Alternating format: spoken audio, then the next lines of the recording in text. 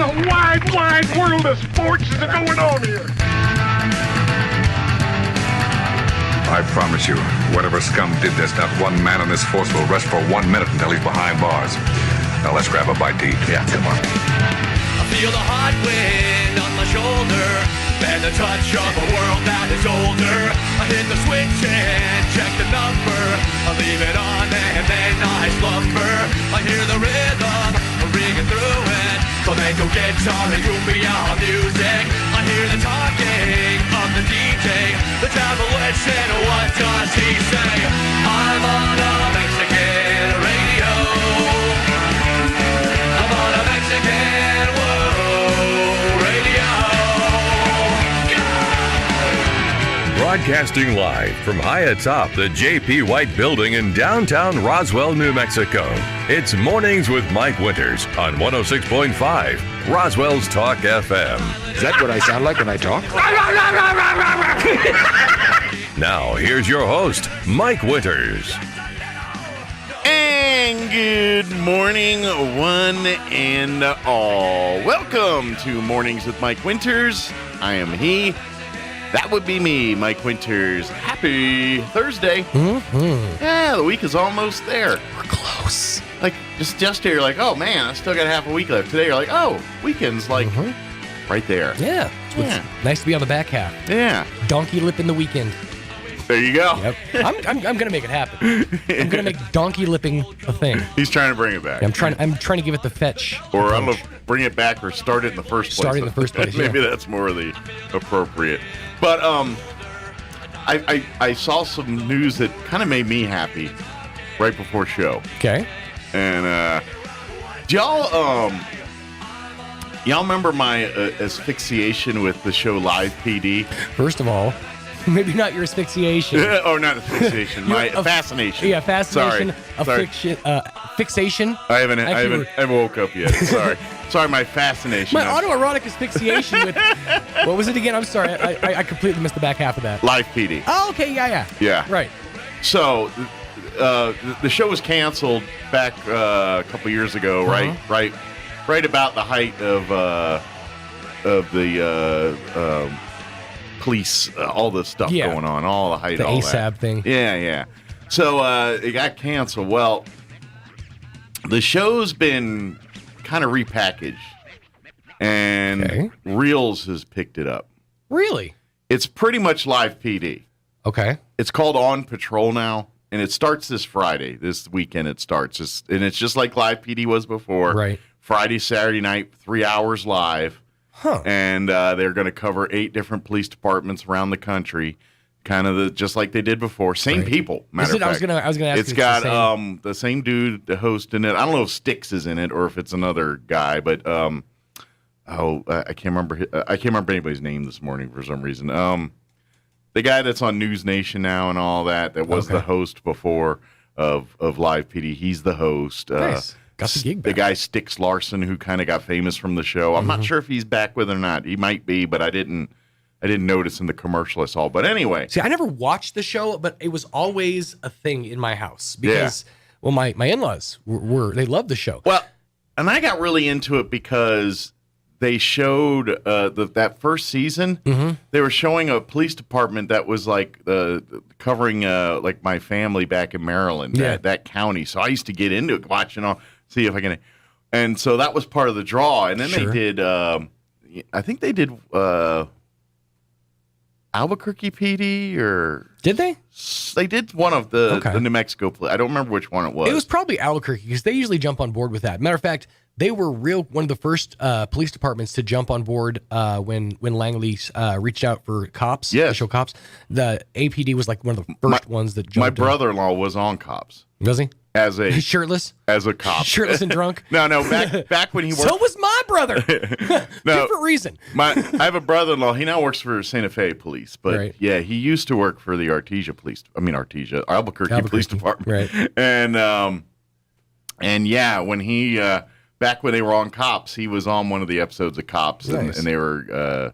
I don't remember the whole details, but he was in a house it was a domestic deal, and he said the cops staff got involved. Really? Yeah, like I can't. I got to edit it because I'm on the radio. But yeah, there was a scene you got where a dump button. No, I don't Never want get to use it. I don't want to dump on myself. But so basically he was what was going on was it was some kind of domestic deal in the house, and there was a bunch of people, and there was one person that tried to escape through the window when the cops came in, and so they, Tanner and them grab him. My brother-in-law grab him and get him out, and then they got him on the ground. And then there's another person that they told to get down and said, "Get down, stay out of the way." And the person started moving, and then the boom guy, the guy that has the boom, yells out, "He said get down, beep!" And he said get down. He goes, it was crazy, but that's awesome. That was a different time. But anyway. That's one thing I always loved about Live PD, though, was kind of like the NFL red zone of police patrol. Because they're like, oh, we'll check back in with that one in a few minutes. Let's go back and look over this domestic here happening in Raleigh. And that's what I liked about Live PD, or now on patrol, because it's live. It's not like Cops where they edit it and then present it to you. Which means it was a modicum of you never know what's going to happen.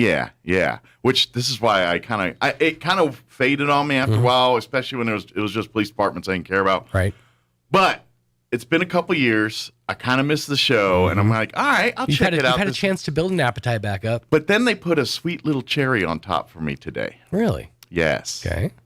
KOB had an article on Facebook saying that the Bernalino County Sheriff's Department will be in this first season of On Patrol. Really? So if you watch, you can watch the Bernalino County Sheriff's Department as one of the 8 police departments that they follow this season. Honey, look, we've been there.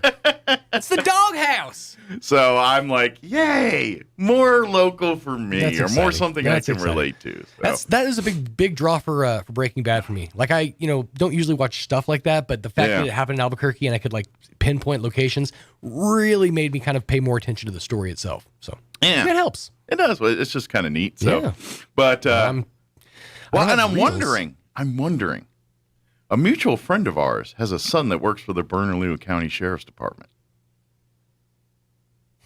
Yeah. I think he still works for him. Okay. I'm just wondering if he ends up on the show. Possibly. Yeah. You know what I'm talking about? Vaguely? Yeah. I'll tell you in a second. Yeah. Help me out. We have a mutual friend who's got a son who's in the Bernalillo County Sheriff's Department. I'm not quite asphyxiated this morning, so circle back. Maybe you should. Maybe I should be. Give me a belt. Maybe I should have meant fixated. Maybe that's what I was trying to say. It just didn't come out right. Fixated is what you're going for. Yeah, I think that's what I was going for, but my brain was behind my mouth or something. It is humid this morning. Let me give you the rundown. Yeah, we got a chance of rain again today, like a chance of thinking about rain or whatever you want to talk about. Let me give you the rundown for this show today. We got a full slate for you. Here in just a few minutes, we're going to have the folks from the Leadership Roswell Alumni Association join us. I believe it'll be Todd the Hobbit Versiglio, Margaret Kennard, and Irma Perez joining us here. We've got a deadline coming up here at the end of the month, 1 week from Friday. It's been. Yeah. Leadership Roswell, the 2022-2023 class, are now taking applications for deadlines here at the end of July, next Friday. So we'll talk about that, talk about the class, talk about why you should apply, and all that's involved with Leadership Roswell. So we'll do the whole kit and caboodle pitch for you here in a little bit. If you've ever wanted to be a mover or a shaker, the moving and the shaking starts with Leadership Roswell. Can you shake before you move? I want to be a shaker and a mover. One's always got to move before one shakes. Can't shake and move. Because see, once you're shaking, you're already engaged in the act of moving. Yeah. So no. So if to you just shake is to move, but one cannot be moving and also be shaking. If that makes sense. Well, one can be shaking while moving. Right. Shaking is always going to be movement, but movement is not always going to be shaking. I'm getting asphyxiated.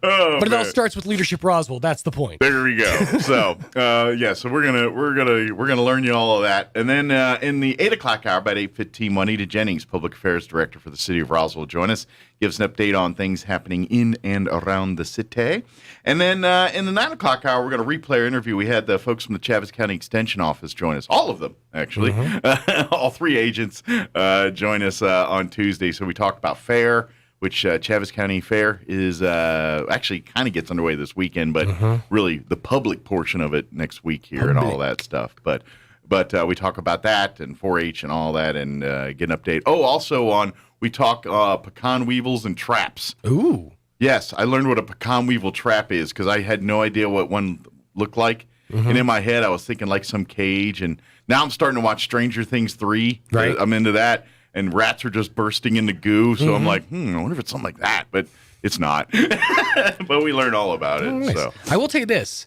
When you're presented with 2 pecan weevil traps, one of the pecan weevils is bigger than the other, you always choose the smaller one. Do you know why? No. You always choose the lesser of 2 weevils. Weevils.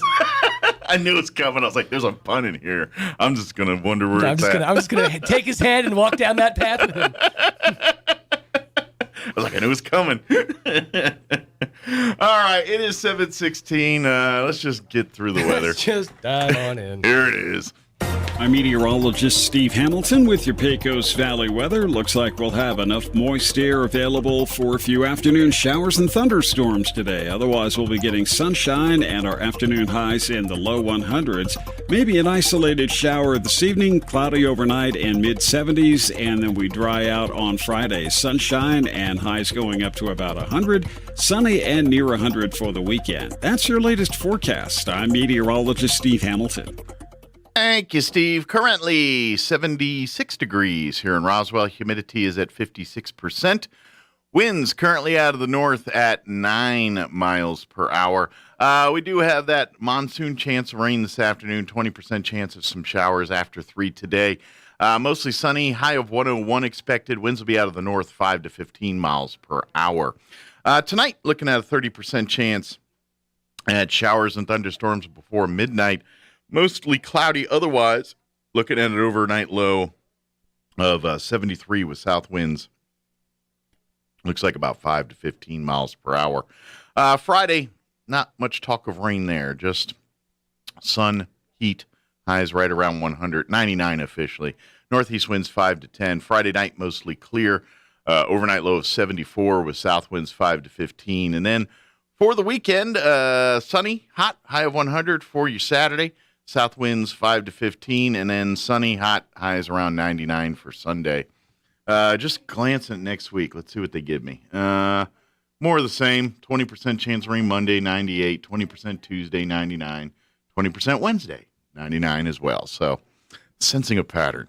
All right, it is 18 minutes after 7 o'clock. We're going to take about a 3.5-minute commercial break, and then we'll have the folks from the Leadership Roswell Alumni Association join us on the other side of the break. Don't go away. You're listening to Mornings with Mike Winters.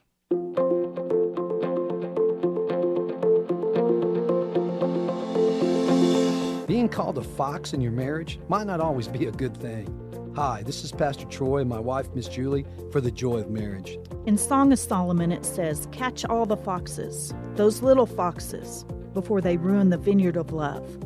I looked up the word fox, and it means cunning, achieving one's goal by deceit or evasion. A female fox is a vixen, which is spiteful or a combative woman. Those little things we do to try to get our way can ruin our marriages. Try just being honest and talking through the situation. Do what's best for your marriage, not just for yourself. When Julie and I learned to choose to do what's right instead of trying to be right, our marriage turned around. You will find marriage is so much better when we work together. If you have any questions or would like further information about the Joy of Marriage Ministry, please go to jomconference.com. Roswell Skin Center is here to provide comprehensive skin care to southeastern New Mexico in a friendly and warm environment. Dr. Cometti and his team continue to offer a full scope of medical and cosmetic dermatology services, from treating skin cancer to helping you look your best. Roswell Skin Center is proud to introduce Anna Ingalls, licensed esthetician who specializes in cosmetic treatments including laser rejuvenation, hair removal, facials, chemical peels, and more. Anna is accepting new patients, and when you schedule your first treatment, you can receive $50 off and begin earning valuable discounts to be enjoyed throughout the year. Schedule with Anna by calling 575-208-2509. And for more info on our services and rewards, go to roswellskin.com. In times of uncertainty, one thing seems to be constant: crime tends to rise. Zenith Security Services, a locally owned company that's invested in our community, reminds you that for less than $5 a day, you can be proactive in protecting your home, family, and assets with a monitored alarm from a top UL-rated company. The hardest calls we receive at Zenith Security are those needing our services after the fact. Call Zenith Security Services at 575-626-3521 to schedule your free security assessment today. Pressure Services LLC in Artesia has immediate openings for experienced vacuum truck, kill truck, and hydrovac operators. Operators must hold a Class A CDL or Class D CDL, at least 2 years of experience, and be at least 25 years of age. All positions require a clean driving record and must be able to pass a DOT drug and alcohol screen. Pressure Services offers great pay with IRA benefits and employer contributions toward health benefits. Please apply in person at 402 West Main in Artesia, inside the Age Safety Facility. Equal Opportunity Employer. There's nothing like the rich look and luxurious feel of real leather. Glenn's Furniture has a special inventory of high-quality leather furniture in dozens of beautiful colors. Power reclining sofas, love seats, and recliners in a variety of styles, all covered in soft, durable leather that would look fabulous in your home. Visit Glenn's Furniture at the corner of Union and Alameda and upgrade to leather today. Glenn's, making homes beautiful since 1953. At Anderson Bethany Funeral Home and Crematorium, we honor and pay tribute to the achievements of your loved one by celebrating the life you shared together. Anderson Bethany Funeral Home and Crematorium is compassionate and cares about our local community and the families we serve here in southeastern New Mexico. Locally owned and operated, we will be here to help you decide how to celebrate the bond you've shared and pay tribute to the unique individual you've lost. Visit us at 2609 South Main in Roswell or call 622-5888. Here's a Mornings with Mike Winters fun fact. Linen can absorb up to 20 times its weight in moisture before it feels damp. Now, you don't have to get up in the middle of the night to go to the bathroom anymore. Here's Mike Winters. And good morning. It is 22 minutes after 7 o'clock, and joining us in studio this morning from the Leadership Roswell Alumni Association, Irma Perez and Margaret Kinnard back with us. Good morning, guys. Good morning. How are you doing today? Doing well. Doing good. All right, before we start all the stuff we're talking about here, I was a little miffed yesterday. I got on my Facebook, as I do, stalking people, looking, seeing what's going on, Trolling. Find out what kind of trouble people getting into, as I do. And then I see Rick Kraft's post where he's basically photoed a pass for one of the panels at San Diego Comic-Con, which, for folks that don't know, that's kind of like the Super Bowl of nerddom. It is literally the Shangri-La of all things comics, and now it's involved into like Marvel and anything sci-fi, kind of Walking Dead. Pretty much every TV show that isn't a comedy has probably got a booth at Comic-Con now. You know what I mean? It's that big. And there's Rick Kraft, a distinguished man. No, I'm just kidding. No, he is. But you know what I mean? It's just I just didn't think he was that. And I was like, well, but obviously his son is an artist, comic book artist, and things like that. So it was a big flex, right? Yeah, I just saw it and I was like, no way, he's in Comic-Con. And then I started thinking of images like him and Todd like wearing like Mandalorian suits together, walking around at Comic-Con. I was like, okay, and then I was thinking, I didn't think that was Rick's thing, but I could see it. I could see Rick walking around in a costume, doing his thing. I could do that because he's a man that could fit in any room. Well, maybe that's where Todd is today, because Todd was supposed to be here. He's supposed to be here. He's playing hooky. He's probably shining up. He caught a flight out. He's at home shining up some blasters, getting ready for Comic-Con is what he's doing. But it was one of those things. I was like, look at this. Rick's going to Comic-Con. So that had nothing to do with what we're talking about. But when you had given Irma dates on what day, when we could come in, we were talking back and forth on an email thread, and he said, "You guys go ahead and go on without me. I'm still away." And I was like, "Okay." So he's having fun. Good deal. So how is he?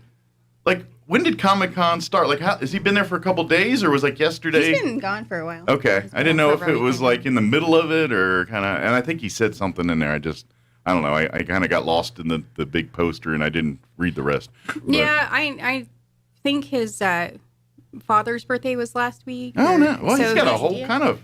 Yeah, He's just partying and gallivanting all over the map, isn't he? Good for him. He's a hard guy to get a hold of. Good for him. Yeah, he's especially now where I think, he's at the point in his life where he's ready to just retire, slow down a little bit more and see the world and travel. So he's probably doing a lot more traveling and visiting and doing things like this. So good for him. I don't know. He travels a lot. Yeah. But I don't think he'll ever slow down. When I say slow down, I mean he's shifting from shifting. Maybe one doing busy to another. Busy. Yeah, like shifting from maybe not doing like lawyer stuff, but doing more traveling stuff or Comic-Con stuff. Who knows? But that's pretty cool. Home stuff or family stuff or house stuff, like that. But anyway, I guess we should probably start by explaining Leadership Roswell. I know we've talked about it 100 times on this show. But I always want to play to someone who just turned on the radio this morning and never heard about us or talked about us before. So before we talk about the process of signing up for Leadership Roswell, let's give folks a kind of the 2-minute story of what Leadership Roswell is. Okay, so this program is a chamber program that was created, I want to say 38 years ago. Is where it's somewhere in the 30s. I don't know if there's arguments between 33 and 38 and somewhere in between. Well, so Rick has been the executive director for 32 years. 32, okay. Yes, because 2 years ago it was like 30 years. We were coming on the 30-year mark. So he's been dedicated to this program, volunteering for this program for over 30 years. Okay. And it is leadership training, it's networking, and, it's basically a VIP pass. And you know this because you took the program. I am a graduate of it. Yeah. All three in the room are. Yeah. And so it's a VIP pass to what's going on here in Chavez County. We get to go to, not only do we get leadership training, we get to network with the people in our class. We also get to see all of what's going on in Chavez County. So that's kind of the gist of it. Yeah, yeah. I mean, it's a lot of things rolled into one because you do. I mean, there is leadership. You learn aspects of leadership. Learn a lot of activities. Everything's group related and giving responsibility. So a lot of that the lessons within the class are leadership based, but the other stuff is they teach all these things while giving you an environment of learning about your community. So you get to see parts of this community that generally the public may not always get access to, unless you are part of the process. I always talk about going to the jail and stuff, but yeah, let's face it, unless you did something bad, most of us aren't going to spend any time in the jail here. So we got to really see the jail and how it operates in real aspects of it. The county government, you get to see all through that. City government, going through and seeing all that. Some of our federal government facilities like FLETC and things, each year kind of varies on security and all that stuff, but classes get to go in there and learn about what goes on there. Even private business sector. I'm telling you, one of the most interesting things that you would have never thought is interesting is going to a Christmas ornament shop. You know what I mean? And you learn about all the stuff there. So it really is. It's kind of and then part 3 is like you were saying there is that networking aspect. It's a class of 30. You're going to spend a Friday a month together all day, and a lot of time outside of that just planning. And you'll go to a road trip here. Is Santa Fe back on the table for this year? We're going to try. We're trying to work on that this year, yes, sir. So, So through that, there's a group building, friendship building, networking opportunity. So generally how it works is your 30 classmates are probably connections you're going to have the rest of your life, whether it's close personal friends or just, we're in Roswell, you run into each other in various promotions and events and things like that. So in a nutshell, that's kind of, it's really a who's who of Roswell and this area. by the way, you get to learn some valuable leadership skills that you can take back to your businesses, your homes, wherever you want to apply it, basically. And that's what I love about Leadership Roswell is that, you don't have to travel. Most of the time, especially in a small community like ours, there's not a whole bunch of leadership training available unless you travel and, you're willing to travel outside of either Roswell or New Mexico. And so this is, pretty convenient for most people. Absolutely. That live here. The time commitment is it's really not bad. It's generally usually the first Friday of the month. Sometimes it fluctuates depending on class and what's going on that day. But generally it's that Friday. It's an all day, like 7 in the morning until 5 o'clock that evening. And it'll be once a month, really beginning, September till about May or so. Yes. Again, that floats and varies depending on who knows what they're going to have us doing. It's election year. What kind of weirdness they're going to throw us, what kind of thing they're going to throw us through the next 6 months here. So, barring all that, that's how it normally goes here. But here's the thing. The class is limited to 30 applicants.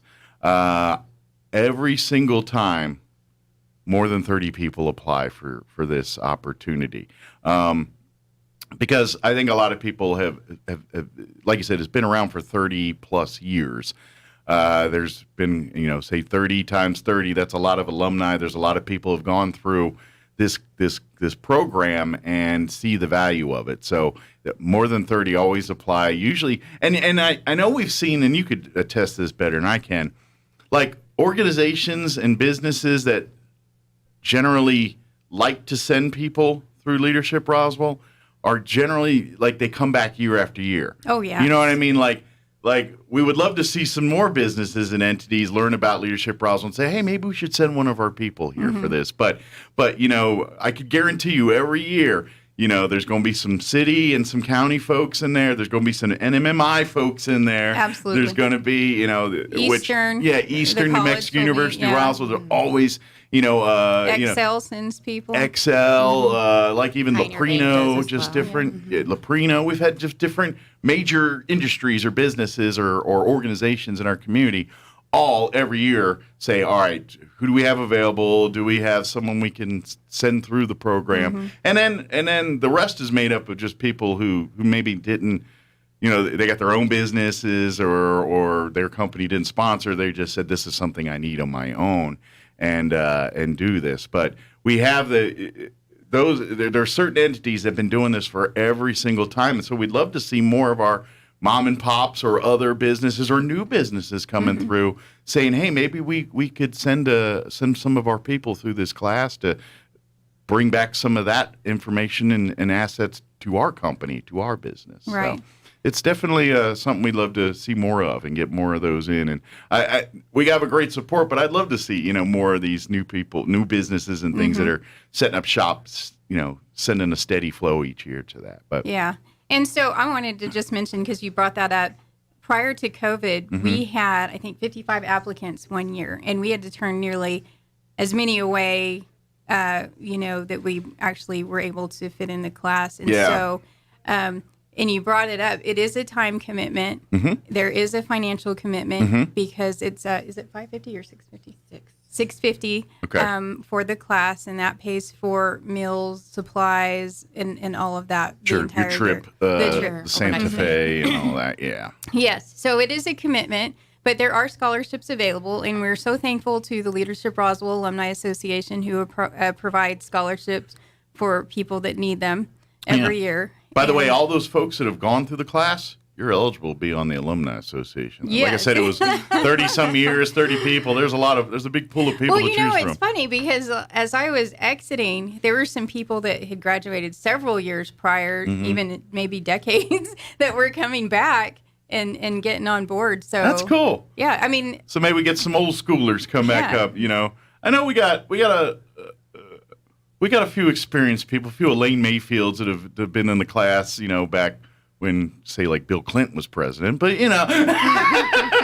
just kidding. They're solid, though. They are solid. Yeah. But we could use a few more there. Yes. It's like when you went through and there was a Bush in the White House, or that still come on down, right? Or dare I say a Reagan, then come on down. Right.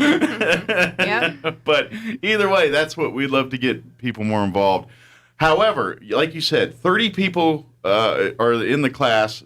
Not everyone's going to get in. If you have applied in the past and did not get in, please reapply. Your application the next time gets more weight to it. If you've applied in the past and you apply again, you will get more consideration for this next class. I know we've had a couple people that have done it like 3 times before they've got in, maybe even more than that. But you do get more consideration there. So please don't get discouraged if you tried before and didn't get in. Please reapply because you will get a little more. Rick is such an example because Rick didn't get accepted in the first time. Really? He applied. Right. Interesting. And so I hope nobody gets discouraged, and I hope they'll come back. But a lot of times that doesn't happen. But like you said, there are people that have come back 2 or 3 times to apply. But, on that topic, I would just say when you're filling out that application, brag on yourself. Make sure that you fill it out completely. Right. And that you're really putting, the spotlight on things that you've done or, absolutely, things that you would like to see changed in Roswell or issues that, because there's a section about, what you would like to see and what issues Chaves County faces. So, yeah, the application, which you can get right now, it's on the Roswell Chamber of Commerce website, which I always botch. It's like roswell-nm.org. Yeah. Okay. I always move dashes. It's funny that you mentioned that because I went on the page and I guess that the chamber updated their page. Yeah, they refreshed the website. And so then I was like really looking for it. Andrea was on yesterday from the chamber, and we were talking about the new changes there, and then she explained to get to Leadership Roswell, okay, there's a whole thing there, and if you have problems, don't hesitate to call. They'll be happy to navigate you through it there. Yeah, paper applications. And if you prefer, you could just go on in or walk through, or shoot a message out to Leadership Roswell alumni Facebook page. There's many ways. Shout out to the wind. You'll get an application. We'll tell you that here, but. The deadline to get it in is next Friday. Yes. By 5 p.m. Friday of next week. And as the ladies were talking here about this, the application is designed to learn about you. They're short answer questions.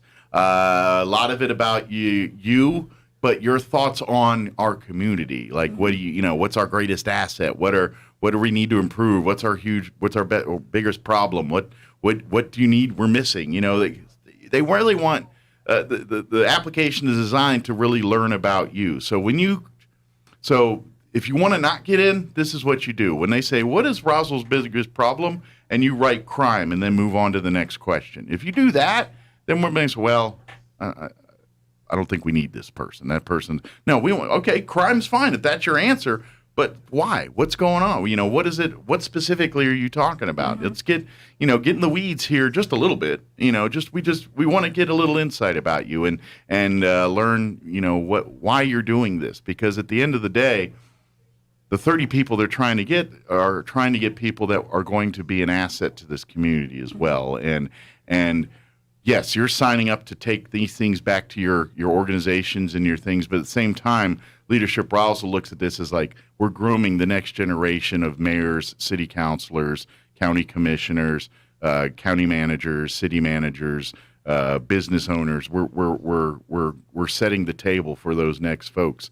to do that. And so if you're just spinning your wheels and don't want to put the effort in, then we've got another person that's going to dive in, both feet for this. So that's why we really, please, if you really, really be thorough with those questions, give us honest, good answers of what and we're not looking for if you go in there and say, what's Roswell's greatest problem? And you're like, I don't know, the zoo. And you're like, well, what is wrong with the zoo? But if it's a cogent argument, then we want to hear it. You know what I mean? That's what we're talking about. We really want you to do. Am I saying anything out of turn here? And some things that people have done in the past is they've had their employers or other people in that they know or have good relationships with write a letter of reference or a recommendation letter, things like that. So when it gets really competitive, like in that year where we had 55 applicants, sometimes that helps out if you have, those extra, you went the extra mile to get, these I'm smiling because how I got in was, I'm a DJ. I have a morning show. I talked to everybody and their uncle. I literally went to the mayor. I went to county commissioner. I went to a president of a college. I went to, I think I had the sheriff. I literally had. It was you.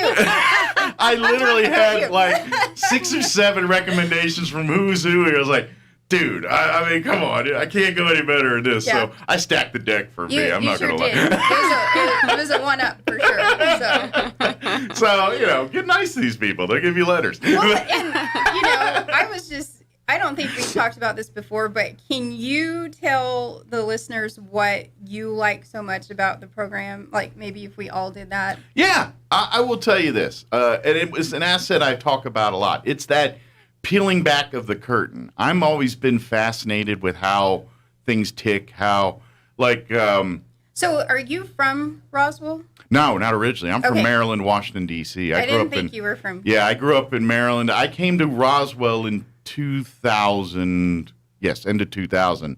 I was in the military. I got stationed at Alamogordo. Oh. And I was a bomb loader on the 117s there. So I did that. That's how I ended up in New Mexico. When I joined the Air Force, I got sent here. And then I met my wife. And then, dating. And then when my 4 years was up, I could have re-enlisted and gone to Korea or married my wife. So here we sit. It was love. So here we sit. So then I moved. I got out of the Air Force at 2000 and moved here to Roswell with now my wife. She wasn't at the time, and rest is history.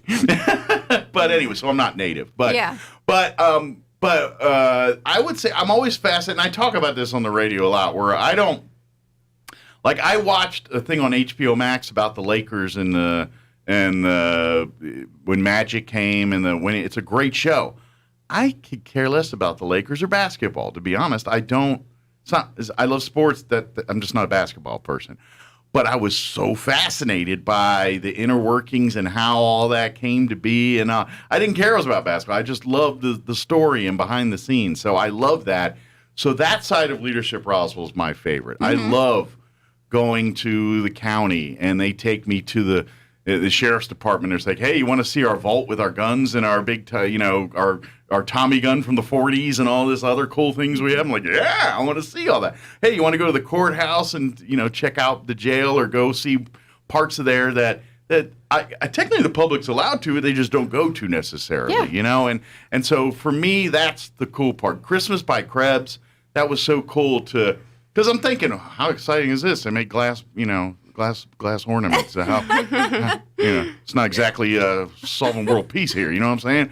And I was wrong. It's completely a fascinating thing to watch, and it's kind of like Cloak and Dagger too, which was weirdly not something I thought about. But so that for me, that's my that was your draw is that chance to kind of see.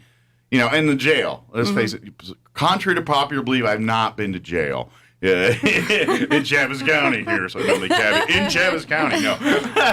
I've never done that. So I thought that was neat, and I spent 20 minutes at the beginning of the show talking about how much I like watching live PD and cops and all that stuff. Yeah, I was listening. Yeah, I miss... I don't know that Cops isn't on, but I just haven't watched it in a long time. Well, Reels channel is... Do you get Reels or know of Reels? It's actually an Albuquerque-based channel, but it's a national channel. They show a lot of celebrity autopsies and documentaries about gangsters. But when they're not doing that, on Fridays and Saturday nights, they were showing cops and old cops and a show called Jail, which I guess was a cop spinoff. Oh, really? Which was like Cops, but they were in jail. That was the only difference. And then now they're bringing back, it's now called Patrol or something, whatever it's called, Live Patrol or whatever it is. But yeah, so I'm off topic again. I'm sorry, I asked that. But yeah, but for me, that's it. So for you, Margaret, what is it that you love so much about it? I have to tell you, my sister took it in 2014.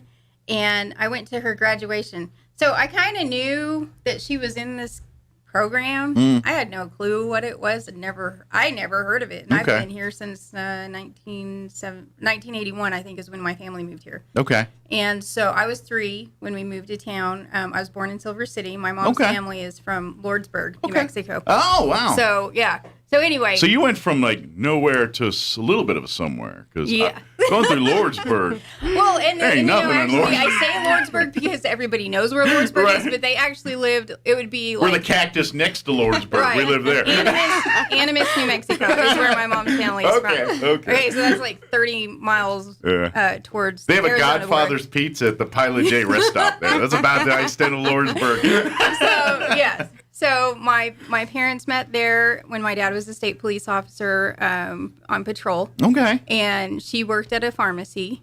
And so that's how they met. And then, they got married. And then, I don't know how long later, we moved here. And so I thought, growing up here, you think you kind of know what goes on. But so my sister said, you have to take this program. And I said, okay. And so, I would call her or she would call me. So, I can't talk. I'm in Leadership Roswell. We're going here, or whatever. And I'm like, okay. And so I applied. I went to her graduation. Then I applied. Mm-hmm. And I actually got in. And first time? Yeah, first time. Unlike Rick. And so it was, I tell people when I first went in there, I knew a couple of people, but I really didn't know them. Maybe I had heard of them, but I really didn't know who they were. Gotcha. And so it was kind of nerve-wracking for me because normally I'm a pretty shy person. Right. And so it was almost like first day of school all over again. And then you have like these uncomfortable moments of team building where you're getting to know people and you're like, oh Lord, what did I get myself into? But then you have great days, like it was like a field trip almost every day, from school, because you would go to all these different places, just like you said, you get this like VIP access to like Leprino. Mm-hmm. Whoa, I've never been on the cheese factory tour, and when I went in there and I was like, holy moly, this is huge. It was a huge cool. operation. Yeah. And here in Travis County, they picked Roswell. They came here. And so, and Christmas by Krebs, it was like Santa's workshop. It was exactly. Crazy. I loved it. And so, and then I loved the leadership training. And I loved Rick. I loved what he was doing for people. And so then I was elected president. And after I served that year, I asked Rick and Candace at the time, I said, can you please find me a place so I can stay and and help. Sure. I would love to continue to help. And my employers through that time have been very generous to let me stay on and help with the rest program. is history. Yeah, and so all of those things that you talked about. Well, the reason we can go to Comic-Con right now is probably because you're the same. So in meeting 30 new people every year, getting to know 30 new people, that is the coolest thing to me. Sure. So that was my experience. And all right, Irma, your turn. What is it? What's your favorite part? What drew you? It was all the relationships I got to build. Okay. I feel like I grew a lot, even though I worked for the EDC. I never got to do all these different tours, and I was nominated to be president next year, so I'm kind of the behind-the-scene type girl, putting to decorate tables, and then they put you in the very front, and I was like, oh my goodness. So just the growth. Marlon Wells, I always have to give him a shout out because his goal-setting speech that he does just really changed my life, and so it would just be all the growth that I did within that 9 months. I think everybody could pick their favorite, and the Marlon Wells. Yes, Marlon Wells for is me always one of the more popular ones because I think everyone has that problem.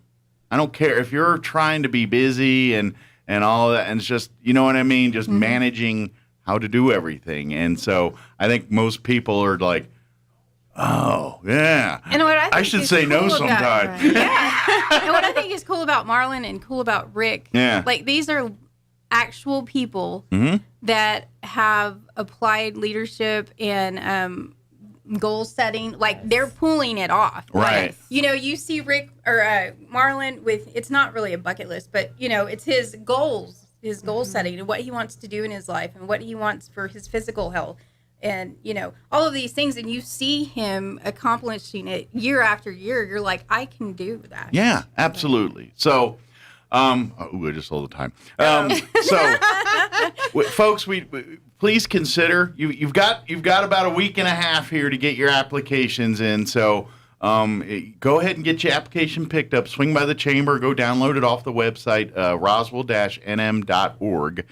You'll find the link there. If you have trouble navigating it, it's like I said, it's new. They just a couple days ago unveiled this. By the way, that's been something they've been working on for years. It finally got. It's just COVID world we live in. But anyway.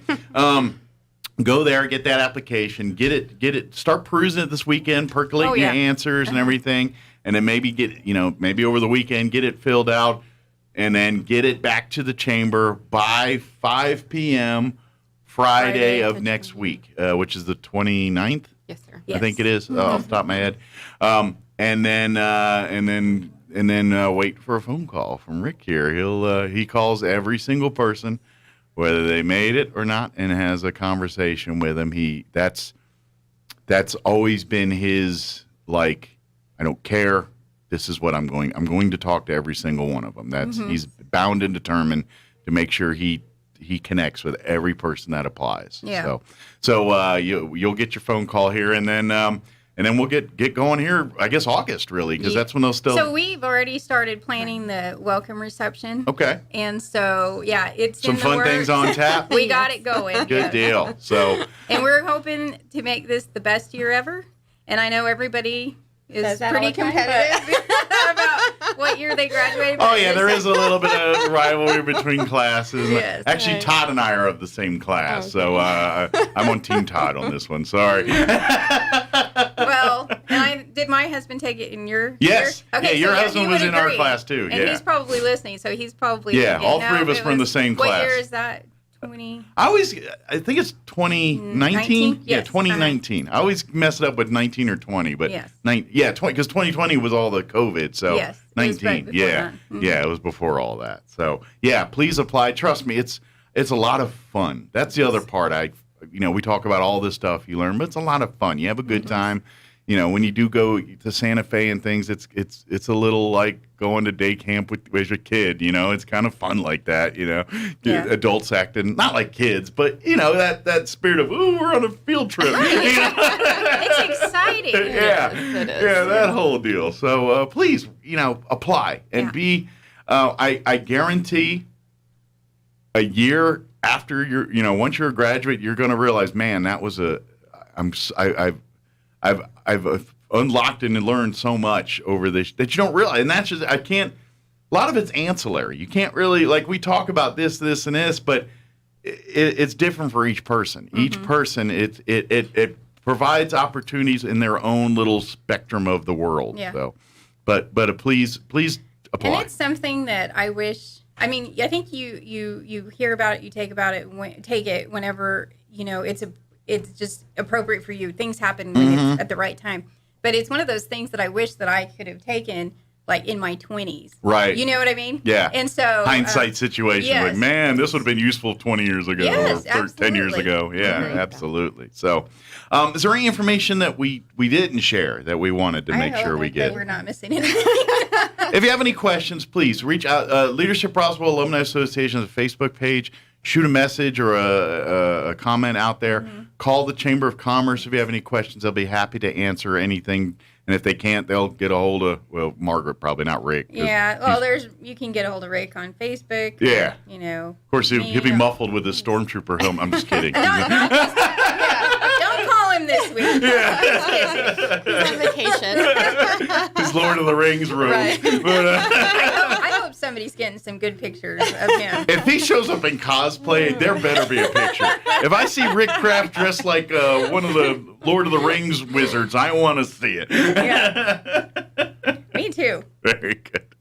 Well, thank you guys. We'll let you get to work here. Thank you so much, Mike. We appreciate you. And I guess I'll probably see you guys at lunch today. Or 'Cause I we don't have know a if I'm meeting. going to make that. All right, I think I'll be there. My plan is, unless work here does something different to me. But very good. Well, thank you guys. We'll see you next time. Bye. It is 7:54. Let's do quick news and commercial break. Don't go away. Now for a Pecos Valley news update, I'm Jared Cirillo. Eddy County leaders are said to be discussing ways to help deal with increased traffic volume on Carrasco Road, which is now considered a major link between two major highways south of Carlsbad. Studies have shown that when traffic gets backed up on US 285 near Derrick Road, many people split off and use Carrasco Road instead. The study also noted that the connecting US 285, New Mexico 31, and US 62 180 would provide for better traffic flow around the city of Carlsbad. The Roswell City Council now approving some new zoning variances to allow for cannabis-related businesses. An Albuquerque firm called Pure Life has applied to open a retail pot shop at 323 South Main Street, which is only about 700 feet away from a property already approved last month for a retail operation run by Oso Cannabis. City code requires cannabis businesses cannot be located less than a quarter mile away from each other. Some protested the zoning variance because the proposed shop is also less than 400 feet away from a Head Start daycare facility run by the county. You're up to date. I'm Jared Cirillo reporting. I'm meteorologist Steve Hamilton with your Pecos Valley weather. Looks like we'll have enough moist air available for a few afternoon showers and thunderstorms today. Otherwise, we'll be getting sunshine and our afternoon highs in the low 100s. Maybe an isolated shower this evening, cloudy overnight and mid-70s, and then we dry out on Friday. Sunshine and highs going up to about 100, sunny and near 100 for the weekend. That's your latest forecast. I'm meteorologist Steve Hamilton. With the Wall Street Business Report, I'm Bernie Bennett. A choppy day on Wall Street ended with more gains for stocks Wednesday as investors welcomed another batch of encouraging profit reports from U.S. companies. The Dow Jones Industrial Average managed a modest 0.2% gain after recovering from a mid-afternoon pullback. The Nasdaq Composite climbed 1.6%. United Airlines said Wednesday that it earned $329 million in the second quarter as summer vacationers packed planes, but the results fell short of Wall Street expectations due largely to soaring fuel prices. United said it will keep flying at current levels instead of growing about 10% in the second half of the year as it originally planned. In California, truckers protesting a state labor law have effectively shut down cargo operations at the Port of Oakland. There's no immediate word on when the protests might end, but it's exacerbating supply chain issues that have already led to a cargo ship traffic jam at major ports and stockpiled goods on the dock. For the Wall Street Business Report, I'm Bernie Bennett in Washington. Have you ever been told that you just weren't good enough at something or you didn't measure up? Did you know that Walt Disney was told that he lacked imagination and had no good ideas, and therefore wasn't hired as a cartoonist? Albert Einstein didn't learn to talk until he was 4, and he didn't learn to read till he was 7. And then he was expelled from school and couldn't get into Zurich Polytechnic School. He turned out all right. Franklin Roosevelt began his career in public service after flunking out of Columbia Law School. Abraham Lincoln was appointed postmaster in his township and had the worst efficiency record in the country. What do all these individuals have in common? The fact that they persevered and refused to give up. We must all learn to overcome obstacles, difficulties, and trials to experience our victory in Christ. Galatians 6 verse 9 says, "Let us not become weary in doing good, for at the proper time we will reap a harvest if we do not give up." God has so much in store for us. May we learn from our struggles and continue to press onward to meet the goals God has laid out. Join us at the Country Club Road Church of Christ for worship at 10 a.m. on Sunday. Located on the corner of Country Club and Washington in Roswell.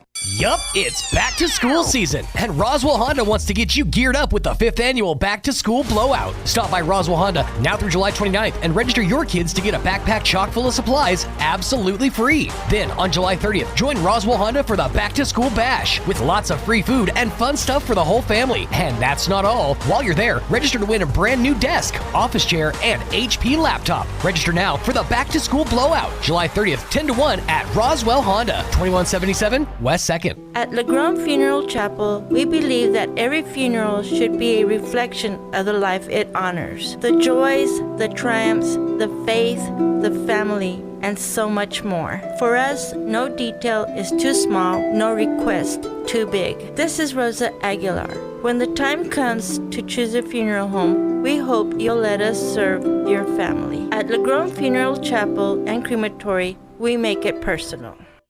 Here's a Mornings with Mike Winters fun fact. The first toilet being flushed in a motion picture was in the movie Psycho. Mike thought it was Gone with the Wind. Here's Mike Winters. And good morning. It is closing in on 8 o'clock. Actually, got about 20 seconds here before they kick me off the radio. Stay tuned next hour.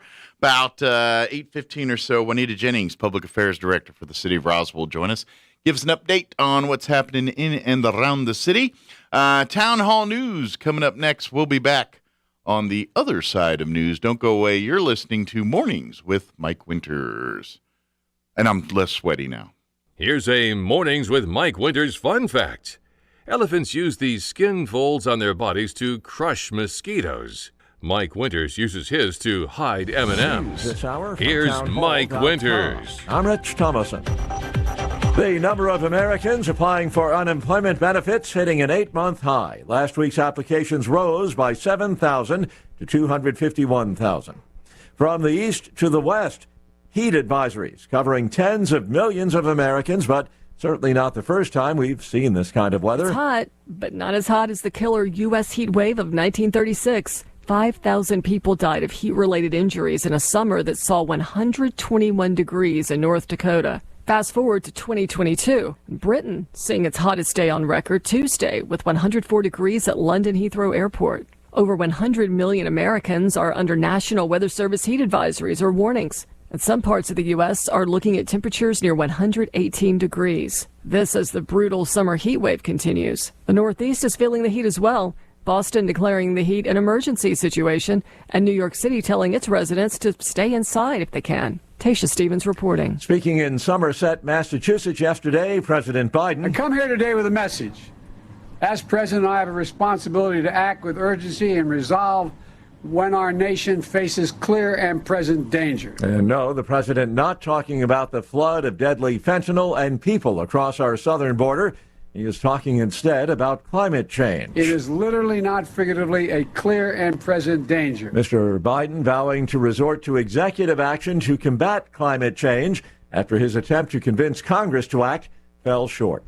2 men have been indicted, charged in connection with the deaths of more than 50 illegal immigrants. They were found in a sweltering, airless tractor-trailer rig last month in South Texas. On Wall Street, stocks are mixed. The Dow is down 37 points, while the NASDAQ 58 points higher, and the S&P is up 8 points. More on these stories at townhall.com.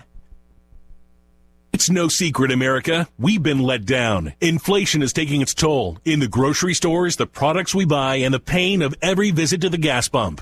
At Upside, we're fighting back with our free app that pays you back serious money on every tank of gas or diesel, up to 25 cents per gallon, just for using the Upside app, no strings attached. Upside users have already been paid back a total of more than $250 million. With inflation and the soaring price of gas, it's easy to feel like you're losing control. But with Upside's free app, you can start putting money back in your wallet with every gallon. Whenever you want, cash out with PayPal, an e-gift card, or transfer the money directly into your bank account. Download the free Upside app and get cash back on every gallon of gas. Use promo code SALEM for an additional 25 cents per gallon bonus on your first fill-up. That's promo code SALEM. Remember, use promo code SALEM when you download the free Upside app and get an extra 25 cents per gallon on your first tank of gas. Cashback is not available in gas in New Jersey and Wisconsin.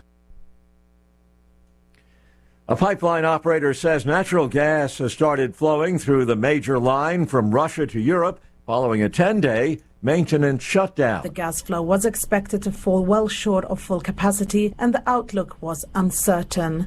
The Nord Stream 1 pipeline under the Baltic Sea to Germany had been closed since July the 11th for annual maintenance work. Amid growing tensions over Russia's war in Ukraine, German officials had feared that the pipeline, the country's main source of Russian gas, which recently has accounted for around a third of Germany's gas supplies, might not reopen at all. Operator Nord Stream AG says that gas started flowing again Thursday morning.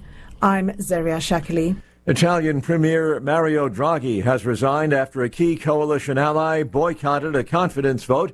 The move signals the likelihood of an early election. News and analysis at townhall.com.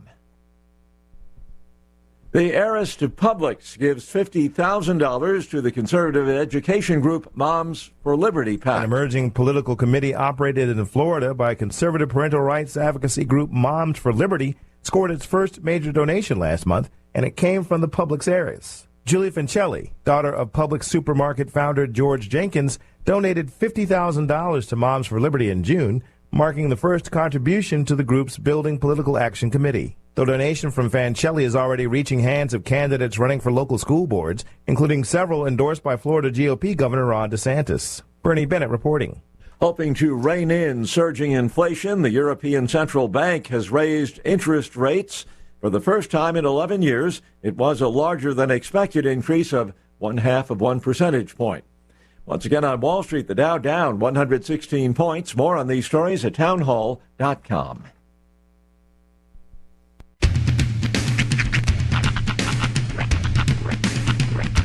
What in the wide, wide world of sports is going on here? I promise you, whatever scum did this, not one man on this force will rest for 1 minute until he's behind bars. Now let's grab a bite to eat. Yeah, come on. I feel the hot wind on my shoulder and the touch of a world that is older. I hit the switch and check the number. I leave it on and then I slumber. I hear the rhythm ringing through it. Flamenco guitar and cumbia music. I hear the talking of the DJ. The devil listen, what does he say? I'm on a Mexican radio. I'm on a Mexican radio. Broadcasting live from high atop the J.P. White Building in downtown Roswell, New Mexico. It's Mornings with Mike Winters on 106.5 Roswell's Talk FM. Is that what I sound like when I talk? Now, here's your host, Mike Winters. And good morning. It is 6 minutes after 8 o'clock. Welcome to hour number 2. They call it the deuce. Mornings with Mike Winters, right here on 106.5 Roswell's Talk FM. I'm taking these off. Yeah. I put them on as habit, but I was sweating so hard wearing those things last hour. I'm not wearing them. Yeah, I ditched my hat for the same reason. It's like, dude, it's just like I was like sweating like, what's wrong with me? I'm just sitting here mopping sweat off me when I'm trying to talk, and it's those headphones. They're so hot. Everything is sticky today. It is feeling. Yeah, we have swamp coolers here, which it makes it like right now it says 70, but it feels warmer than that in here. It's a muggy 70. It's a moist 70. Yeah. It's a muggy 70 in here. So, and I've lost my humidity abilities, man. I grew up in Maryland. I was like, this is I can handle it. Now, boy, nope. Dude, it's the same. You've acclimated. It's the same way when I go back home to Oklahoma. I get out of my car and my glasses fog over. Yeah. I mean, it's that bad. I know. Real East Coasters like, you're laughing at me right now because, I mean, like, what do you mean? It ain't humid unless you walk outside and your glasses fog up. That's humid. Still, though, when you're a dry heat state and you get a little bit of moisture, it knocks it up a notch. And that's what I've been saying about Great Britain this whole time. Like, the reason it's so bad for them right now is because they're dealing with basically this. It's 104 to 109 or 8 degrees every day, but with London humidity. It's calming down They're now. seaside, so they get all that, all the moisture from the ocean and from the different bodies of water they have over there. It's just a moister climate. It just surprised me that like 1% of London's population has an AC. That just kind of miffed me a little bit. It's like that's a modern city. Well, because it's never been a thing before. They've never had. There's summers. I've never been to England, so I'm not very. But at most, I watch a lot of British like TV and a lot of the stuff I watch on YouTube, like the wrestling videos and stuff I watch on YouTube. They're from British, commentators, so I get a lot of that culture and stuff. And it's never over like 80 degrees there. Yeah. It's just like perfect all the time. It's cold. It gets really cold. In fact, that's why most flats in London are built warm. They're insulated to hold warmth in. Yeah, I remember hearing the stories, the news about that stuff, and it was kind of it's one of those things. It was like. What? I was watching a video yesterday, and these two were talking about how they were just sweating in the studio, and they were talking about how 2 years ago the guy, their boss, invested in a portable air conditioner. And at the time, the rest of the staff was just laughing at him, like, Ollie, what are we ever going to use that thing for? And, well, now it's coming handy. But yeah, most popular people. That's how insane investing in an air conditioner was just 2 years ago. Yeah. Bet there's going to be more now. I bet there. Frigidaire just got a big bump in the UK. I imagine, I'm sure if I'm a Amana and, all these companies that make AC units, I'm over there like, yeah, let's set up a shop here. Okay, so those in the fan community who know, and I know this because of a recommendation from a fan community. Yeah, the people who buy fans, like who. There's a community of fan buyers. Apparently, because there's a brand that's better than most. It's called Vornado. Okay. And I went and bought a Vornado fan like a couple days ago because I've heard it's like the best one ever. Problem is, I'm just pushing hot air around. Like in my house, I'm just moving hot air. It's not really helping. That's why I never understood the Dyson fans. You know Dyson? The ones without the blades? Well, and hear me out here. Okay. Dyson makes a great product. Sure. My wife, we bought a vacuum cleaner. My wife loves the Dyson vacuum cleaner.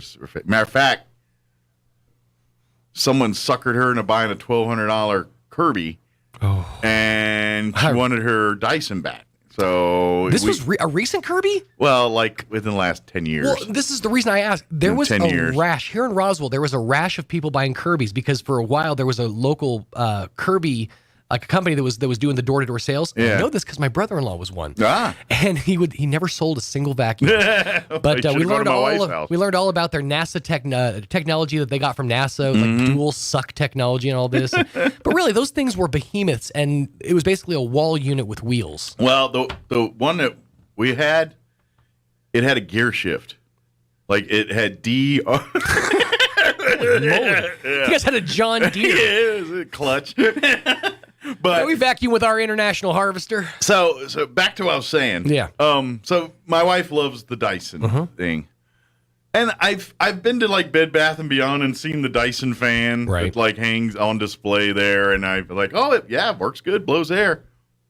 You know how much those things cost? They're like $300. They're not cheap. The thing is, Dyson. Who would spend $300 for a fan? Dyson is basically the Apple of the like home care community. Basically, they make really slick looking stuff that. People that have that kind of money have air conditioning, right? That's what I'm saying. It just feels like an overkill. Well, and it's like putting $10,000 rims on a $200 car. Right. I agree with you 100% on that. But like, I don't know. I think those people have air conditioners, but maybe they just want more air moving. I picture like Southern style plantation homes. You could buy a ceiling fan cheaper than a Dyson. I picture but why? I picture Southern style plantation homes, with like the open windows where like the curtains are blowing, so you just want a little that extra, the country air. Yeah. So you got your Dyson fan on. It smells nice.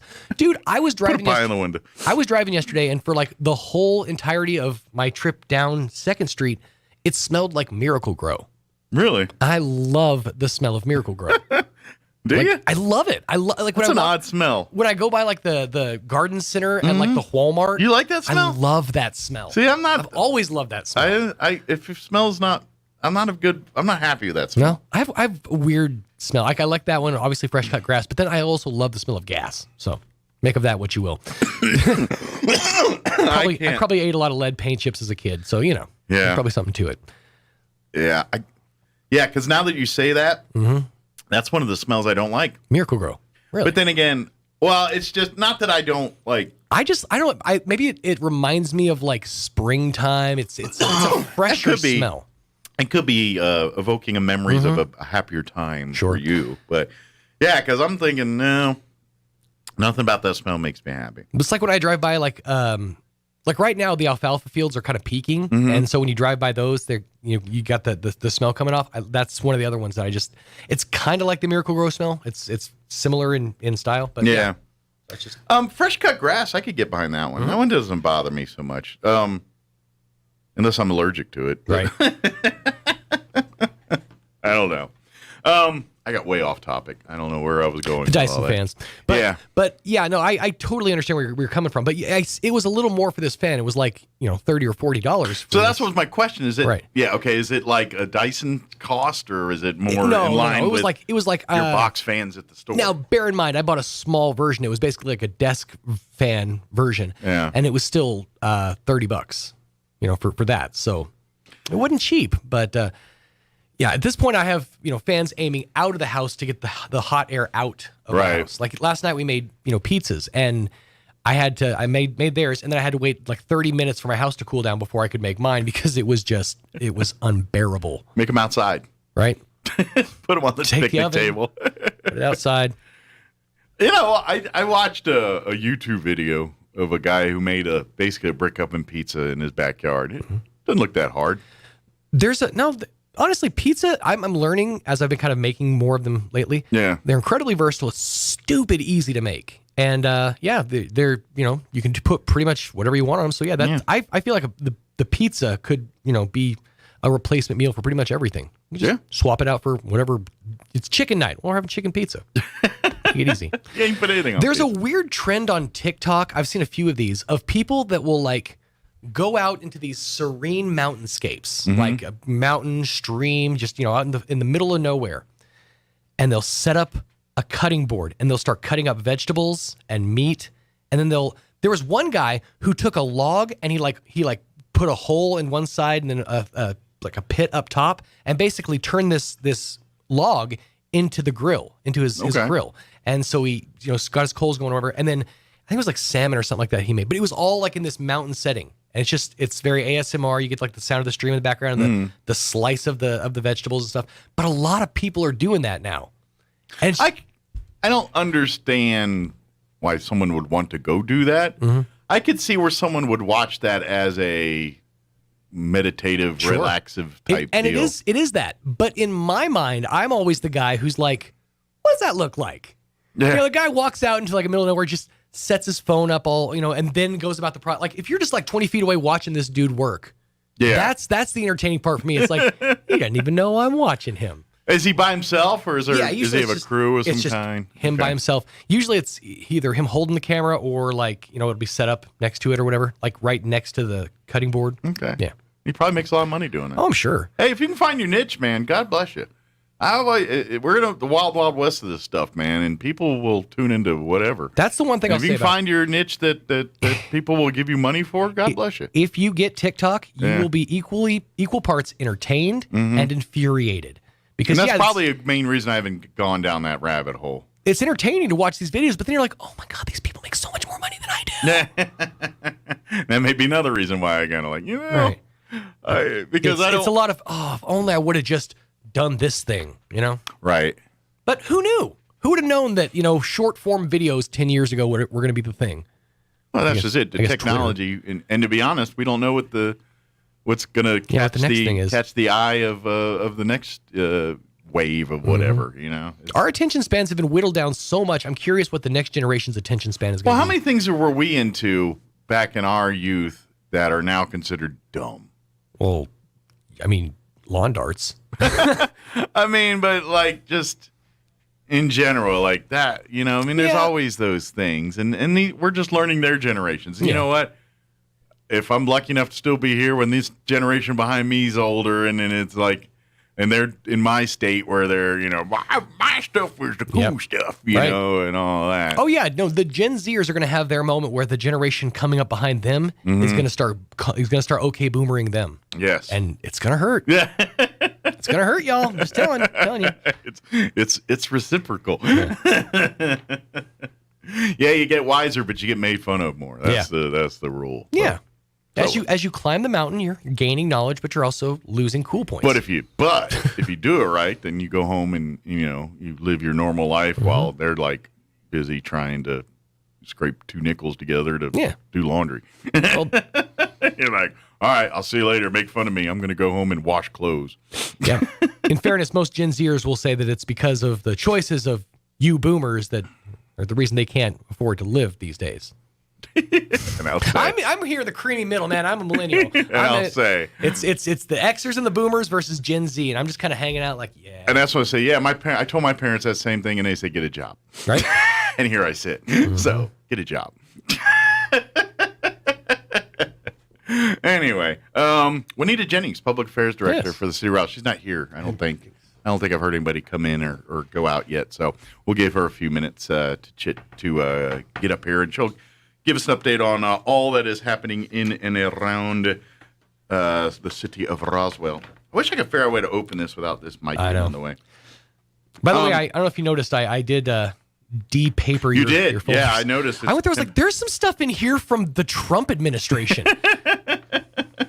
Yeah, I hadn't cleaned out the folder in a while, so yeah, it was. Matter of fact, it was pushing the boundaries of what a folder was, like the sides of it are like, please, Mike. Yeah, these no folders more. were crying. It was just it was pretty bad. Hey, don't forget that this Saturday, the ENMUR pool. Next Saturday they're having their big Splash and Dash event, but this Saturday they're going to have another training event with Perry Tolles out there from 10 to 11, and you're more than welcome to come on out and train with him. He's teaching kids to swim and for triathlons and those kind of things, and doing some of that. And then of course the big Splash and Dash event will take place on the 30th, and they got the different age groups and everything. Call Kim over at the NMUR pool for more information at 575-624-7305, and then check out our interview we have with Perry on our YouTube or wherever you go to watch our videos. Go back and check that one out. So, what? Wow. What? Angela and Chris checked in. We were talking about smells, sense memory smells. So Angela's is fresh baked bread. I get that. There's nothing wrong with enjoy that. it. Chris, dude, you're a weirdo. Wet dog. Ew. Best smell ever, he says. Really? That's disgusting. Yeah, I wet hate dog this. never. Because here's the thing. And maybe this is where I get a little racially insensitive. White people, when we get hot, smell like wet dog, okay? I don't know if you've noticed that. White people, when we get hot, smell like wet dog. I did not notice that, but I never liked the smell of wet dog. Even I'll like bathed dog, wet dog is not pleasant either, but it's better because it usually smells like wet dog with shampoo. Yeah, but even pet shampoo smells off. I don't know. I don't. Comes from the guy who likes the smell of gasoline. You know what? A lot of people like the smell of gasoline. You A lot of people like the smell of shampoo. Yes. No, my kid's mom used to groom at Petco. Okay. Used to groom dogs at Petco. Oh, I thought you were just going to stop there. Used to groom. Well, that's good. Yeah, All people should do that. No, at Petco, she was a dog groomer. And, when I would go see her at work or after her shift or whatever, that smell of just like moist pet stuff, canine. Yeah. It's just, and all the products. Well, imagine she's probably also covered in dog hair and everything because you got to get in there and to shampoo and everything, right? And then I imagine wet dog hair sticks to you just as good as dry dog hair does. So. Yeah. Yeah, there was a lot of that. There was a lot of errant pet hair. Enjoy your oatmeal this morning, folks. Yeah, wet dog's a weird one. Now I'm trying to think, what's my weird smell I like? I know I've got some. I just don't know. You know what I do like? I like the smell of campfires. Like the burning of, not the smoke per se, but just that wood burning. See, I do kind of like when my clothes smell like smoke, like for days. I kind of dig that. Yeah, I dig that's a smell. I mean, there's a lot of ones like this, and this is kind of specific, but the smell of like the first couple of days of school, like when everything's new, all the school supplies are kind of have that plasticky smell. And everything's been cleaned recently, and like the floors have been buffed. I always like that smell. And there actually is a smell. I can only describe it. I can't tell you exactly what it is. Sure.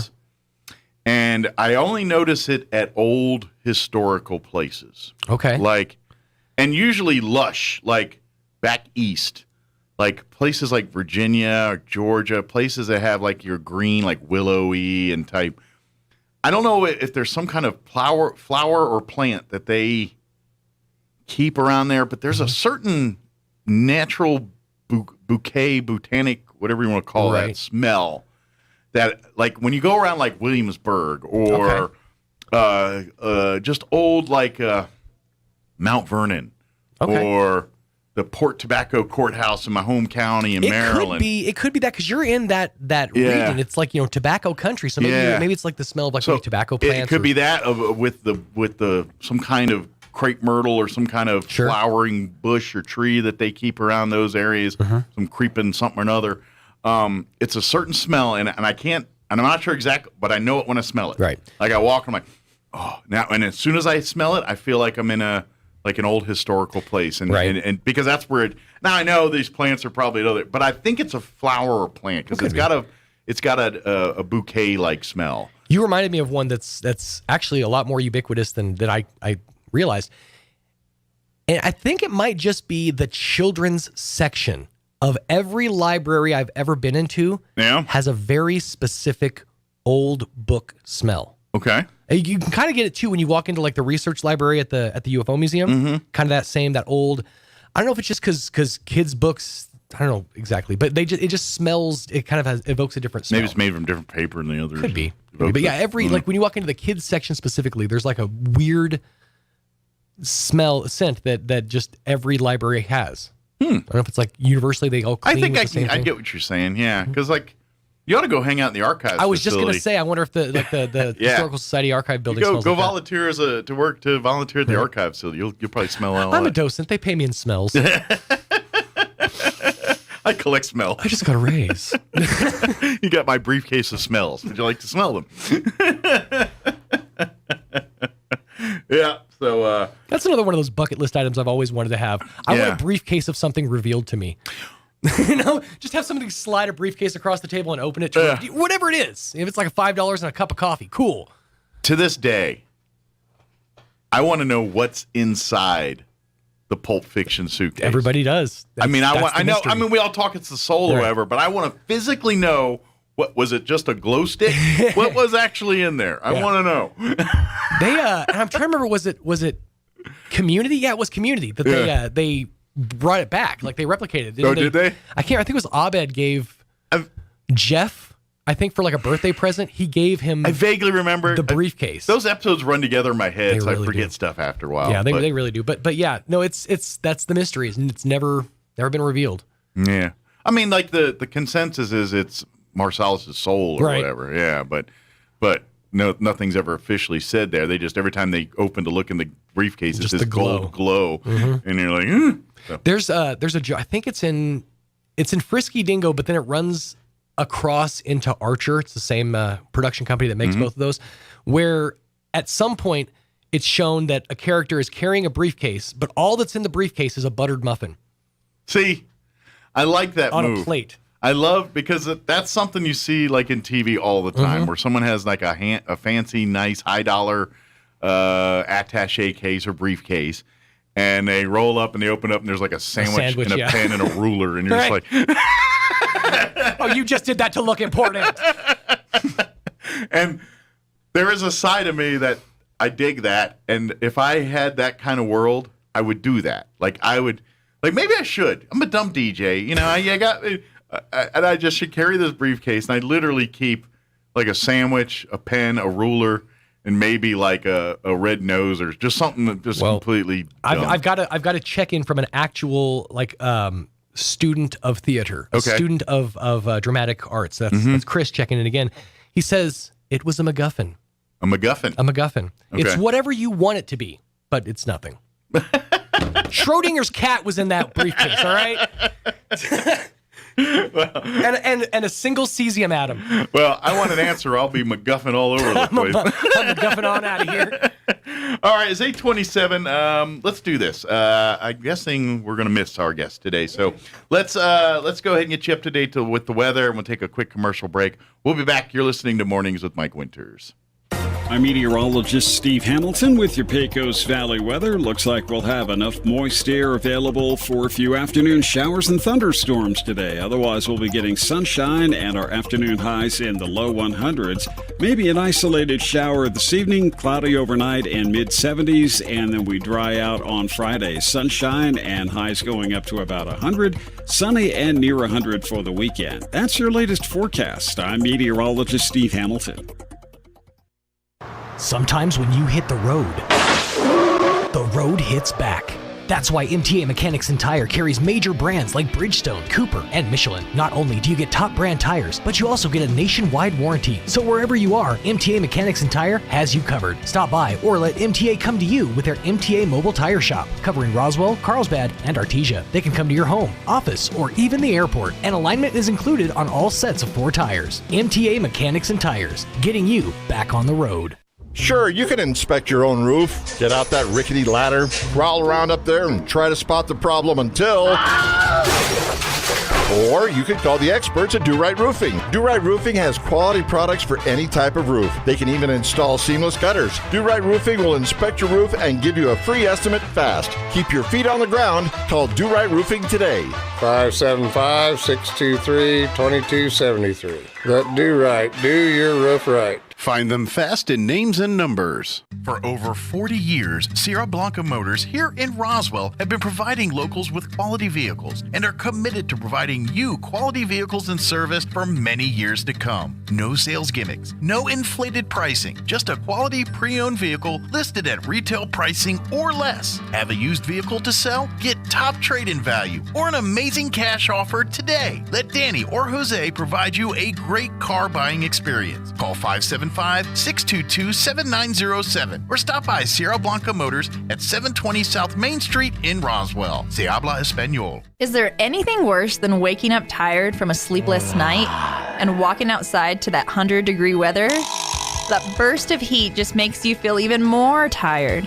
Hi, I'm Dr. Sarah Usher with Carabelli Dental, and we are the experts in sleep apnea oral appliances. We can help you get the quality sleep you've been missing without that bulky face mask. Wake up refreshed and ready to enjoy those big summer plans. Let us help you sleep better and live better. Come see the team at Carabelli Dental in Roswell or call 622-4455. For people suffering with joint pain, simple movement feels like just taking a step feels like, and lifting your arm can feel like. Don't let joint pain be in charge of your life. The skilled orthopedic experts at Loveless Medical Group SCORE are helping more people take back their lives with some of the most advanced surgeries in the region. We're doing more than restoring joints, we're restoring lives. Call Loveless Medical Group SCORE today at 575-625-3300 so life can feel like, Wakefield Oil Express has the highest quality service in Roswell with a 17-point full-service oil change that includes a full wash and vacuum at their car wash. You won't find a better deal. They also offer full synthetic oil changes, fuel and cabin filter replacements, and will even check your battery. Their tunnel wash isn't afraid of dirty vehicles. They have the best value wash in town with free vacuums. They even offer wash passes that can be used for multiple vehicles. Next time you need your oil changed, go to the fast and efficient Wakefield Oil Express and let them earn your business. 3204 North Main, Roswell.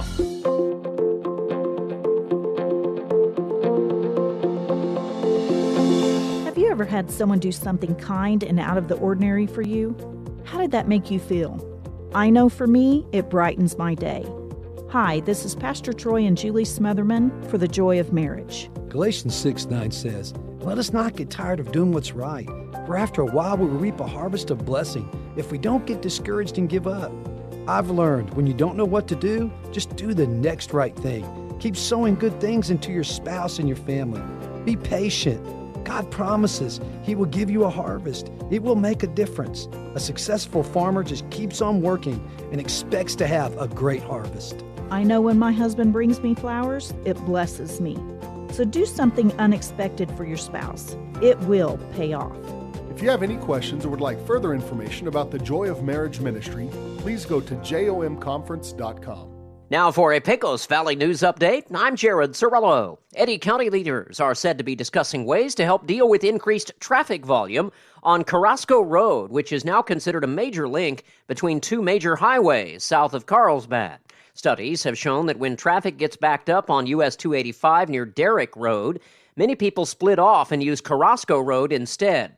The study also noted that the connecting US 285, New Mexico 31, and US 62 180 would provide for better traffic flow around the city of Carlsbad.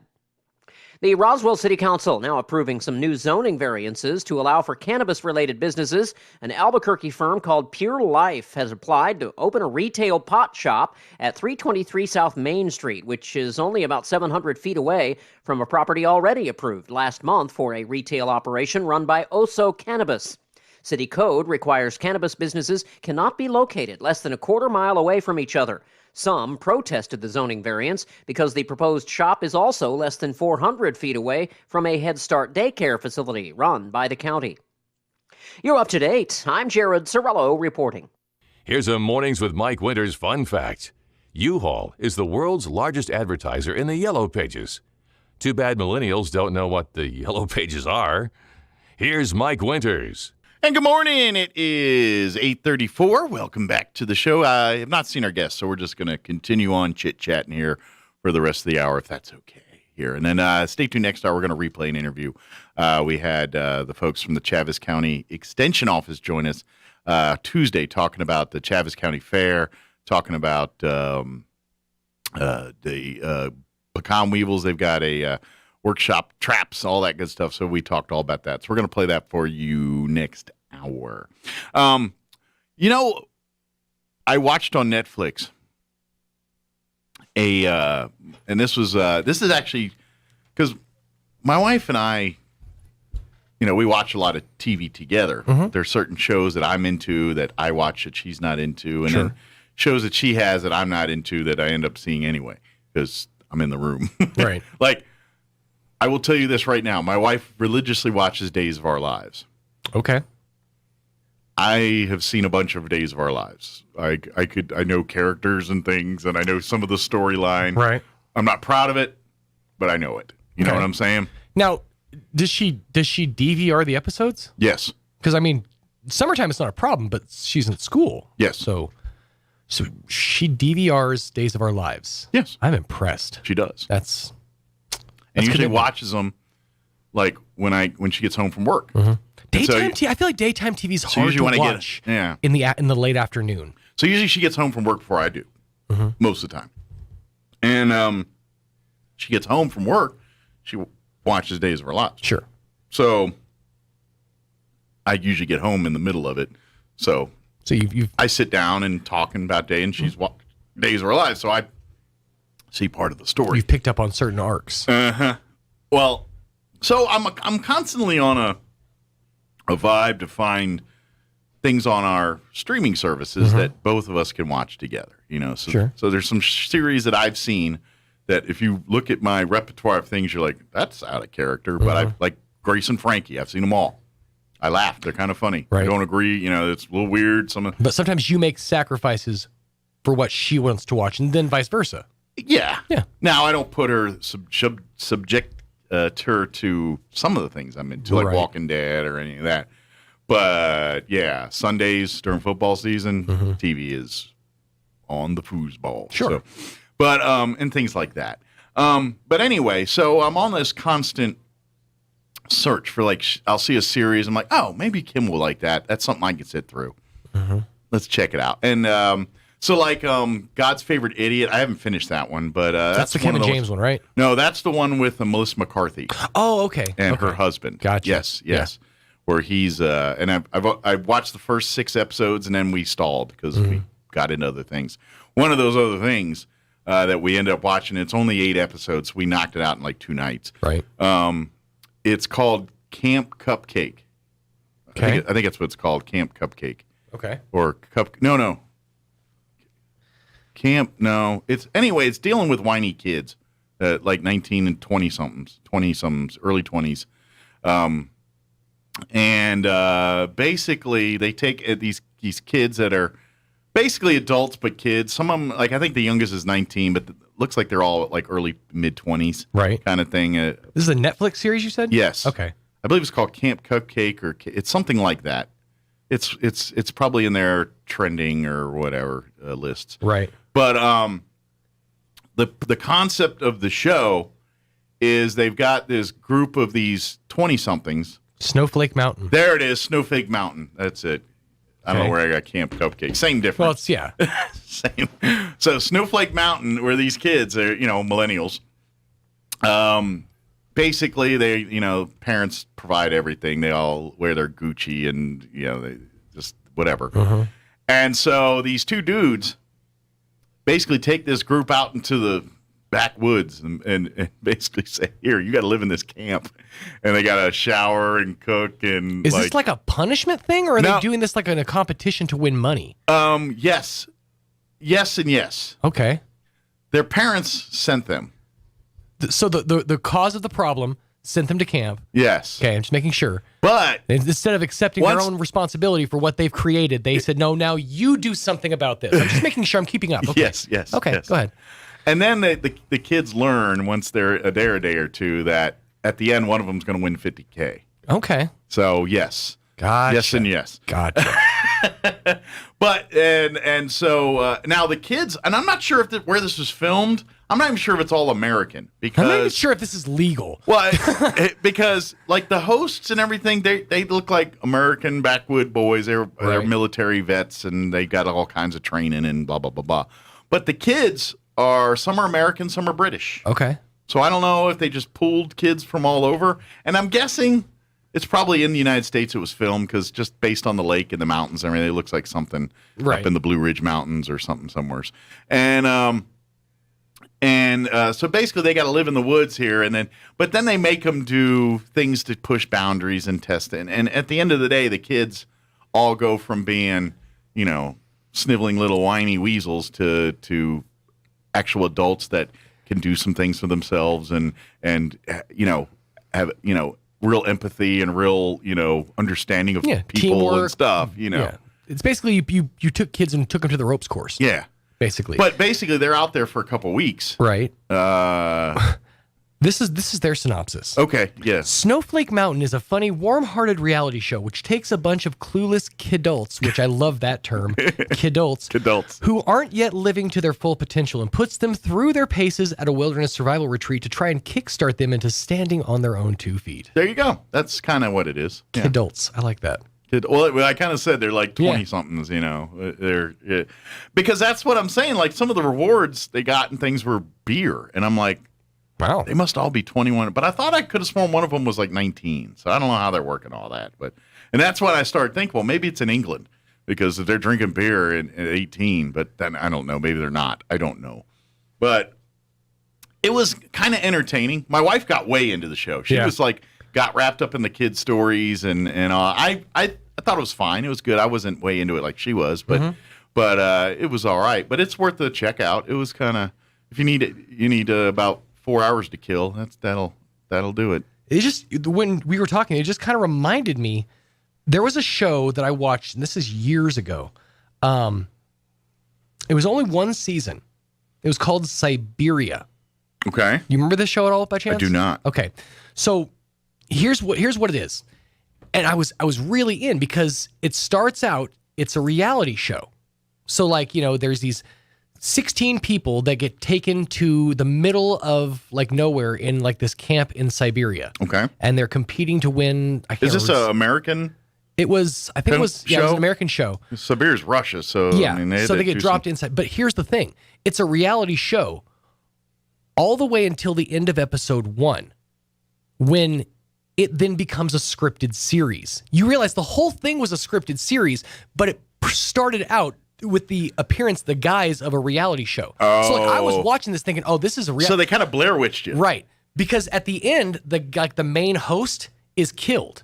Like at the end of the first episode, the main host is killed. Okay. And then all of a sudden, they're just alone in the middle of Siberia, and all these weird things start happening. And you're like, okay. Oh, this is a show. This is like a Cloverfield type scenario or something. As soon as they did the turn of this isn't. I think it was maybe 2 episodes. Okay. Of the reality. So it's show. probably not even in Siberia. It's probably just some cold place. Yeah, I don't know. Because I imagine filming in Siberia is probably not easy. Not talking physically. I'm talking permissions and everything else. It is, I'd Russia. love to go back and watch this, but it's the synopsis. When 16 reality show contestants enter the remote Siberian region of Tungsuka, none of them are aware of the meteor event that took place there in 1908 or the land's mysterious past. After one competitor sustains an injury and no one arrives to help, the group starts to realize the strange happenings plaguing them are not part of the show and that their lives are in danger. The competitors must forget about the show that they signed up for and band together in an effort just to survive. So, But yeah, it was the turn of when it was, this is not a reality show anymore.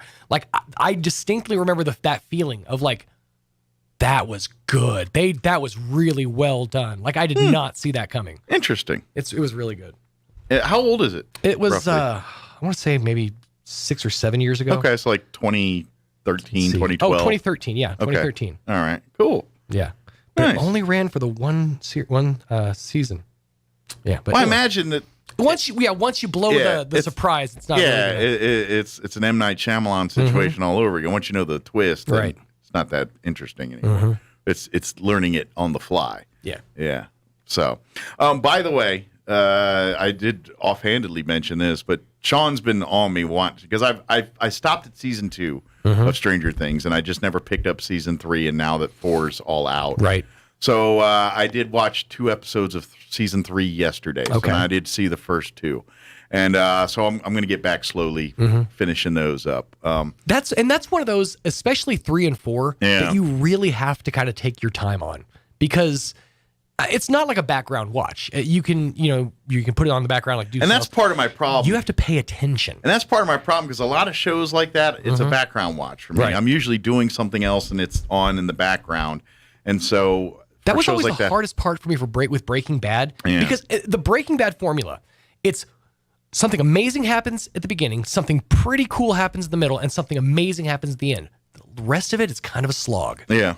But I kind of like some of the slog in Stranger Things. Yeah, oh yeah. Like, to me, because that's the part that's nostalgic for me. Right.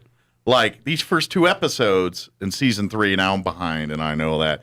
There's like a new mall in town there, and it's closing down the businesses and all that, but everyone's enamored with the new mall. Right. And that was me as a kid.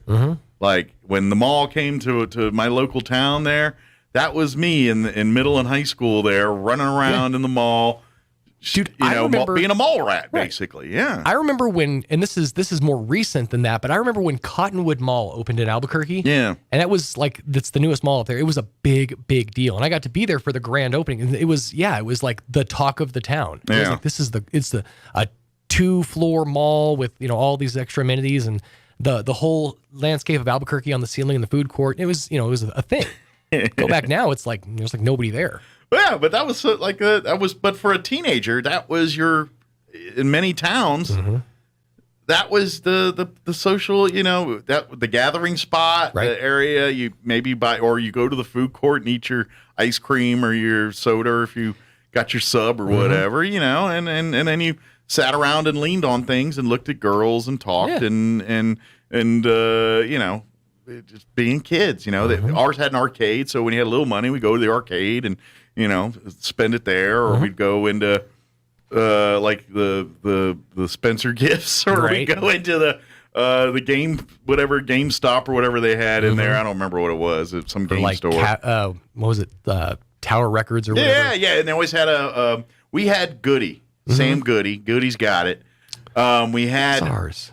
Camelot. We had Camelot. We had a Camelot in town. It wasn't in the mall. Ours was in the mall. That was our mall record store, was the Camelot. And there was another big one that we had in there, because one was at one end of the mall, and then it was another one of the same like Goody's was at one end of the mall, and then the other one had like a Virgin maybe or Waxy Maxy or something. It was another records place that was kind of a chain, big deal.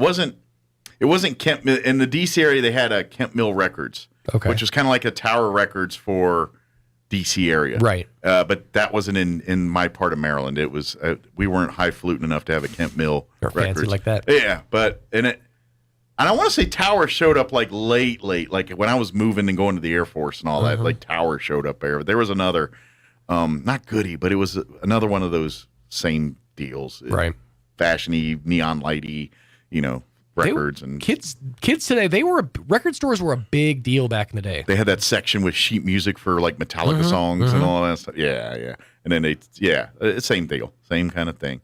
And then you cool kids were in the CD section while the poor ones are over in the cassettes. Yeah, that was me. That was me too. There's a new George Strait single. Yeah, that was me too. I was over in the cassettes digging through. Oh, Slaughter, Wildlife. Yeah. No, who am I kidding? Mine was, Petra's got a new album. Jars of Clay has a new one out. Oh, look, DC Talk's new one. Yeah, I was. Yeah. See, Blockbuster, Thomas mentioned Blockbuster. We had a Blockbuster. That was strictly video. Yeah. And it wasn't attached to the mall. Well, Blockbuster was cool, and it was another one of those unique smells. It always had that kind of interesting smell to it, too. But Blockbuster was cool because they always had they had a section that was specifically movies that only they had. Right. It was like either like independence or like stuff from other countries. And in some cases, they had a couple of movies that Blockbuster actually produced themselves. Okay. That must have been later Blockbuster. It was later Blockbuster, yeah. See, I always kind of liked that section where it was like the staff picks. Yeah. Like, you go to that wall and then like, Bobby likes these movies. Jenny likes these movies. Because I usually would find one or two good movies because at that time, a lot of the kids that worked there are probably my age, right. you know? So we related to a lot of the same stuff. So I remember that was like one of the areas I used to go to every time in Block. Like, all right, I got to go see what the staff picks are. I may have been one of the few that did that. But in my hometown, Medill, we didn't have like Blockbuster or anything like that. Our place was called All Star Video. It was a local. I bet it's still open. I would love to go back and see if All Star is still open. But the cool thing, and I think that most places did this, but the cool part for me, I didn't have like when I was a little kid before my parents had a little extra money. I didn't have like video games. A video game console. So you could go to All-Star Video and for a weekend you could rent an SNES. Oh wow. Or a Sega Genesis or whatever and take it home. And that was the cool thing is like when either like, dad's financial aid would come in from school or something, we'd have a little extra cash, we'd go and rent a console for a weekend. See, we had the Blockbuster. Right. And that was if you want to, because they had more copies of the major blockbusters, hence you'd go there.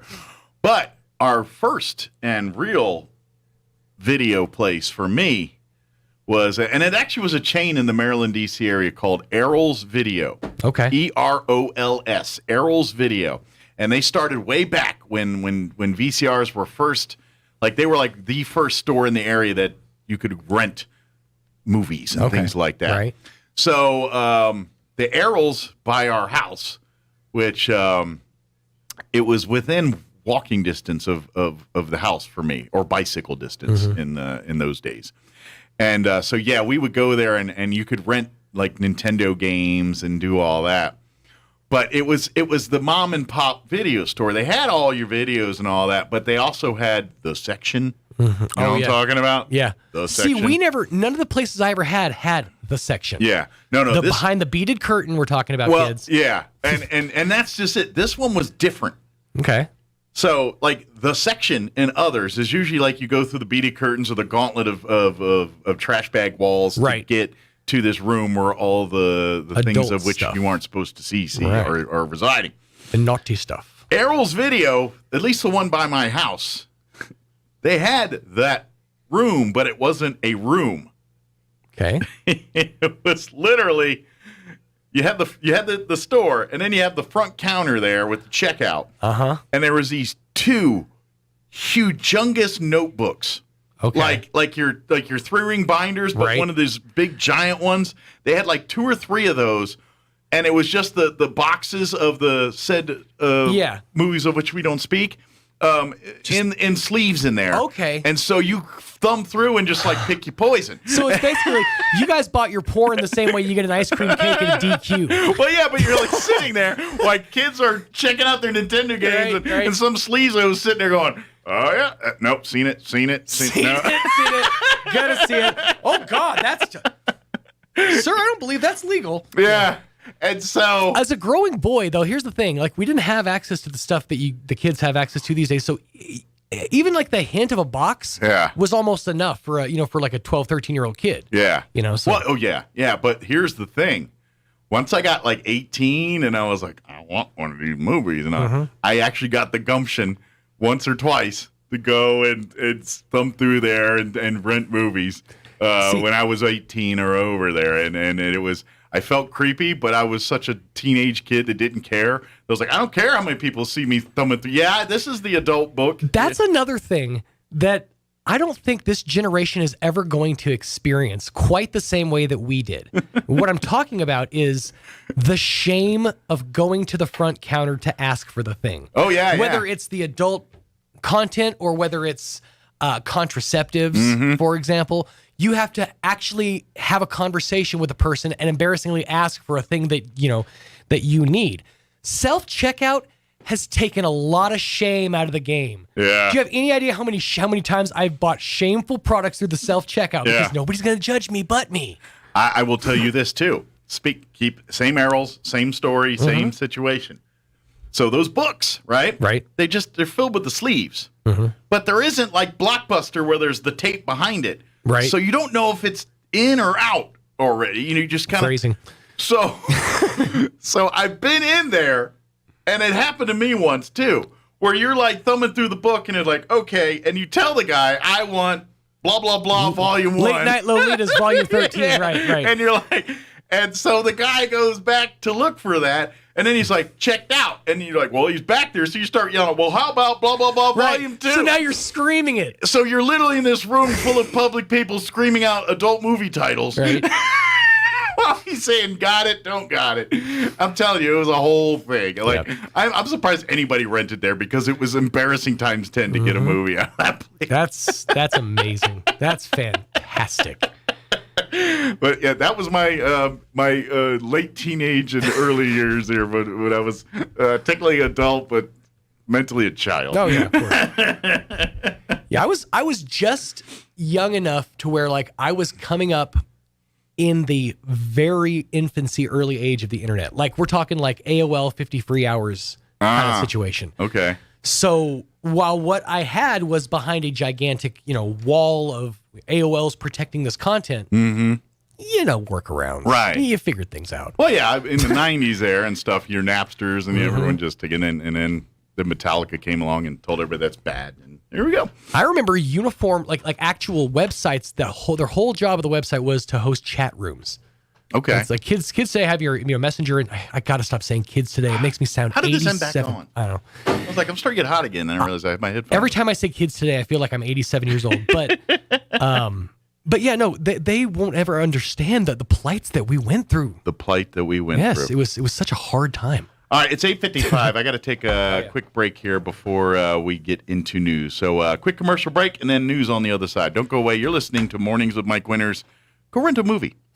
Attention Roswell and surrounding areas. Roswell Nissan announces a special vehicle liquidation event. Newly arriving inventory and an overstock on pre-owned vehicles means Roswell Nissan's got to make room. With huge savings on Frontier, Yukon, Ram, and more. Even some 2021s and 22s. And rock bottom back to school savings on Lexus, Chevy, Jeep, and even an Audi A5. If you've been putting it off, now's the time to trade up and save. The vehicle liquidation event on now at Roswell Nissan, 2111 West 2nd. The Eddy County Fair is July 26th through the 30th at the Eddy County Fairgrounds in Artesia, New Mexico. Central Valley Electric Cooperative invites you and your family to the Eddy County Fair.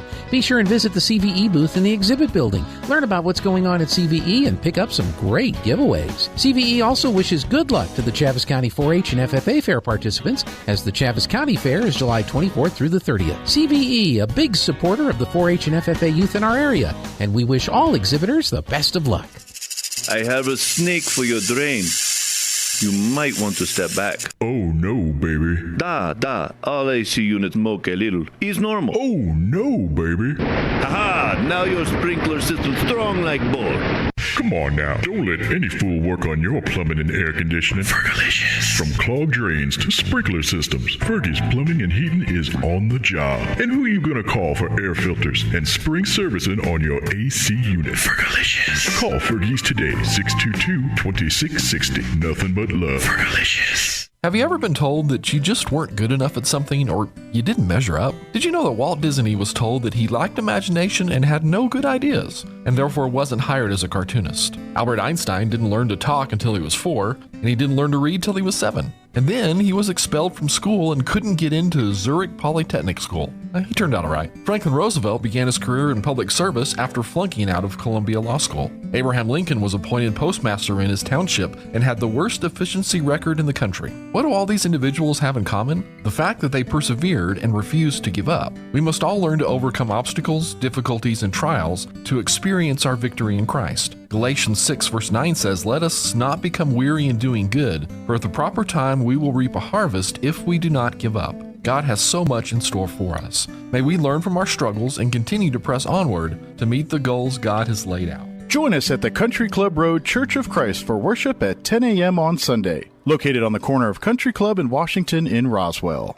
Millions of individuals are impacted by the effects of hormone imbalance every day. From fatigue and weight gain to severe mood changes, many individuals are left uncomfortable and unaware of the easily accessible solutions that can help alleviate these common issues. Let Roswell Medical Clinic at 111 West Hobbs be your advocates for a better tomorrow by helping address your hormone imbalance today with the BioT medical method. As a certified BioT provider, The Roswell Medical Clinic team is proud to offer patients this advanced method for hormone therapy at their Roswell office. With more than 1 million insertions performed, BioT Medical's method of bioidentical hormone replacement therapy may help men and women experiencing hormone imbalance. With Roswell Medical Clinic as your trusted certified BioT provider, you can begin your journey to wellness by helping ease your hormone imbalance symptoms. Contact Roswell Medical Clinic today to schedule your appointment to discuss your BioT medical options. 575-623-3311.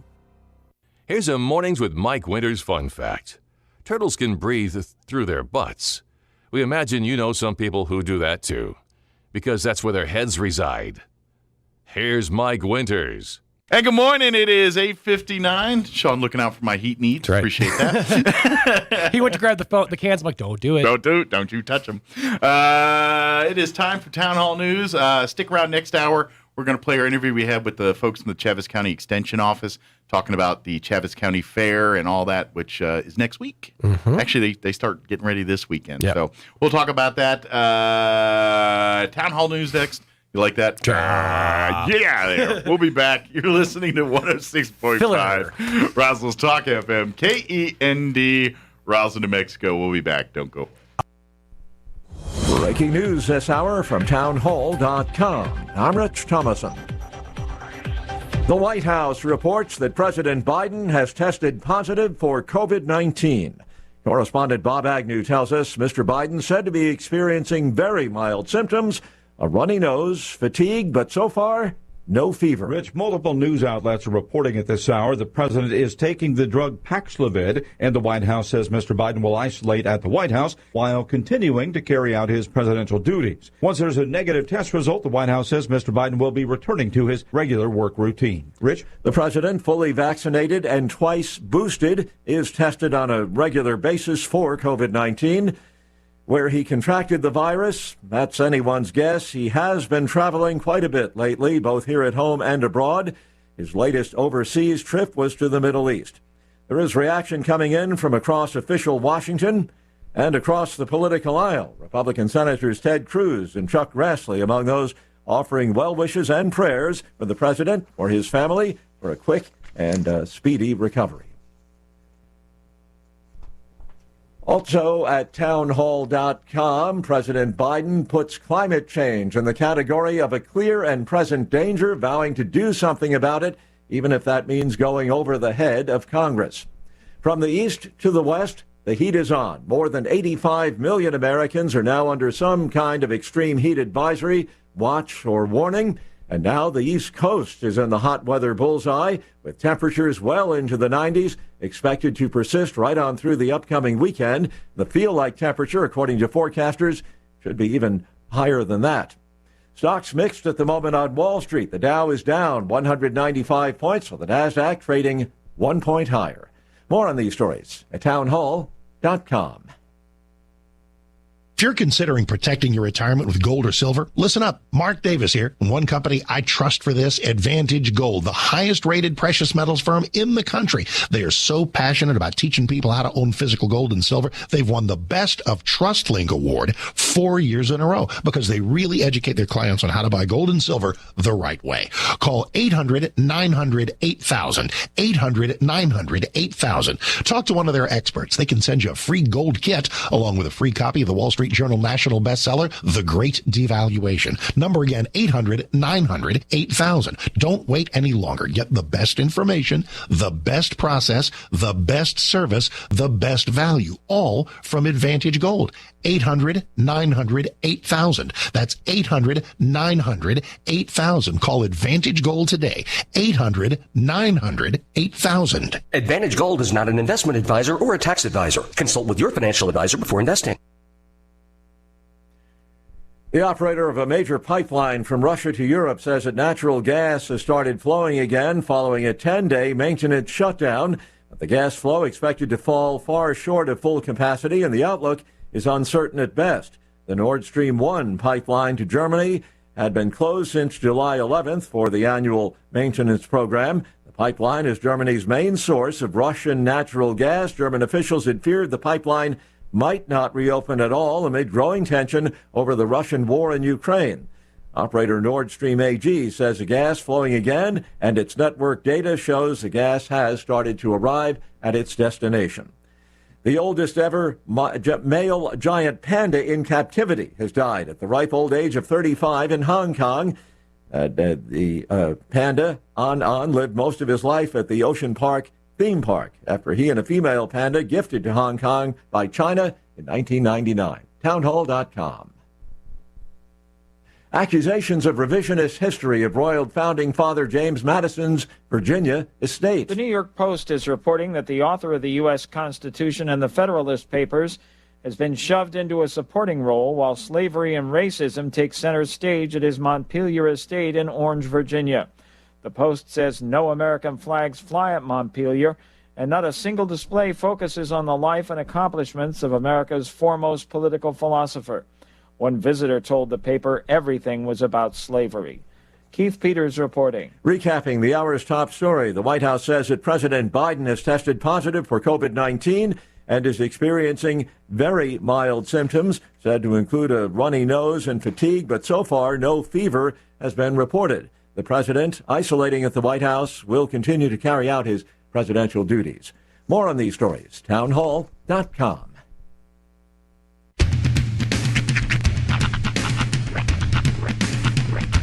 What in the wide, wide world of sports is going on here? I promise you, whatever scum did this, not one man in this force will rest for 1 minute until he's behind bars. Now let's grab a bite to eat. Yeah, come on. I feel the hot wind on my shoulder and the touch of a world that is older. I hit the switch and check the number. I leave it on and then I slumber. I hear the rhythm ringing through it. Flamenco guitar and cumbia music. I hear the talking of the DJ. The travel listen, what does he say? I'm on a Mexican radio. I'm on a Mexican radio.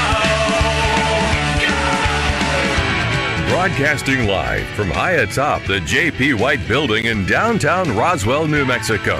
It's Mornings with Mike Winters on 106.5 Roswell's Talk FM. Is that what I sound like when I talk? Now, here's your host, Mike Winters. And good morning. It is 6 minutes after 9 o'clock. Welcome to hour number 3. Mornings with Mike Winters, right here on 106.5 Roswell's Talk FM. Happy Thursday. Hope you're having a good one. Indeed. Indubitably. Already warm. Already hot. I will say this. Yeah. There are a few sweet spots when it comes to parking around the J.P. White Building. I was lucky enough to get the sweetest spot. In the shade? In the...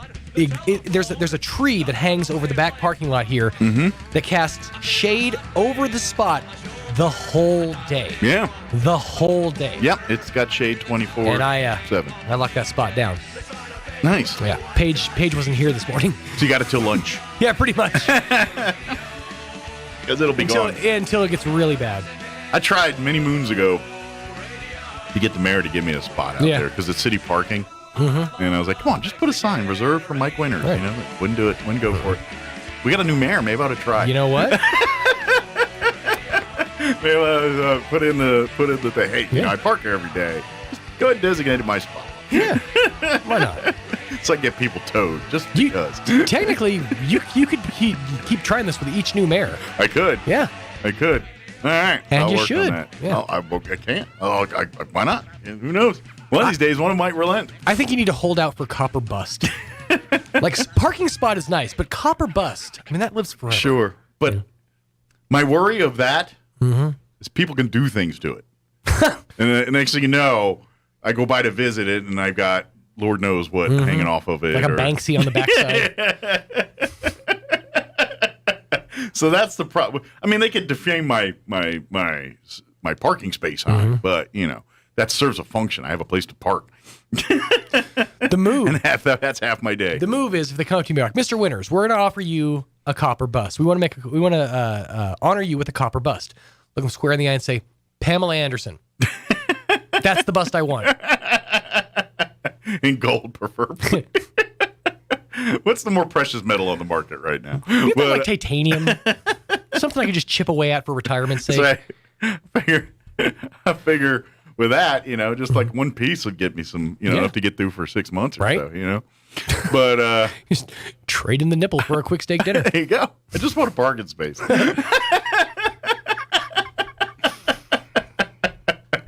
But so maybe I'll do that. Remind me next time the mayor's on. I'll turn see if I can do the plea and see if he'll.